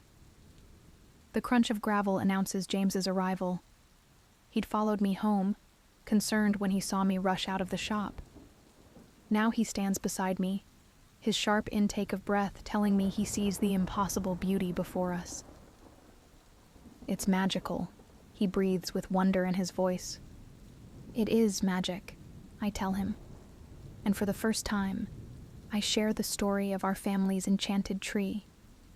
He listens without judgment, his hand finding mine in the darkness, his thumb tracing gentle circles on my palm. "I believe it," he says simply. "I've felt it since the first day I walked into your shop. There's magic in the way you arrange flowers, in how you love your son, in the way you've opened your heart to me." The back door creaks and Micah steps out, violin in hand. He takes in our joined hands, the glowing tree, and the letter I'm still clutching. A smile spreads across his face, not the careful one he's worn since his father left, but one full of joy and possibility. He lifts his violin to his shoulder and begins to play. The sweet notes of amazing grace float into the night air, weaving through the branches of the magnolia tree like ribbons of sound. The glowing blossoms pulse in time with the music, creating a symphony of light and melody that fills our small backyard with magic. The three of us stand together beneath the luminous canopy, and I feel the truth of what Mama always said. The greatest magic comes from love freely given and received, from hearts brave enough to bloom again after winter's frost. Later that night, as I prepare for bed, I find one final magnolia blossom on my windowsill. As I lift it, it dissolves into sparks of golden light that swirl around me like fireflies before fading away. But its message remains clear in my heart. Everything blooms in its own perfect time, and love, like flowers, returns with each new season. Micah leaves for Vanderbilt in the fall, his dreams intact and his future bright. James and I continue to nurture our relationship, letting it grow naturally like a well-tended garden. My shop flourishes, filled with the sweet scent of success and the warm buzz of happy customers. And sometimes, on quiet evenings when the light turns golden and the air grows soft, I sit beneath the magnolia tree. It looks ordinary now, its branches bare of any magical blossoms. But I know its secret, that the real magic was never in the tree itself, but in the love it helped me recognize. The fierce love I have for my son, the tender love growing between James and me, and the eternal love that connects all of us to something larger than ourselves. The tree doesn't need to glow anymore to remind me of its lessons. I see them everywhere, in the way morning light catches the dew on rose petals, in the sound of Micah's laughter through the phone as he tells me about his classes, in the gentle way James touches my cheek when he kisses me goodnight. Love, I've learned, is like my mama's magnolia tree. It roots deep, reaches high, and blooms most beautifully when we trust in its power to transform our lives. Each evening now, as I lock up the shop and head home, I catch the faint scent of honey and jasmine on the breeze. I smile, knowing that some magic never fades. It just changes form, blooming again and again in the garden of our hearts, as eternal and ever-changing as the seasons themselves.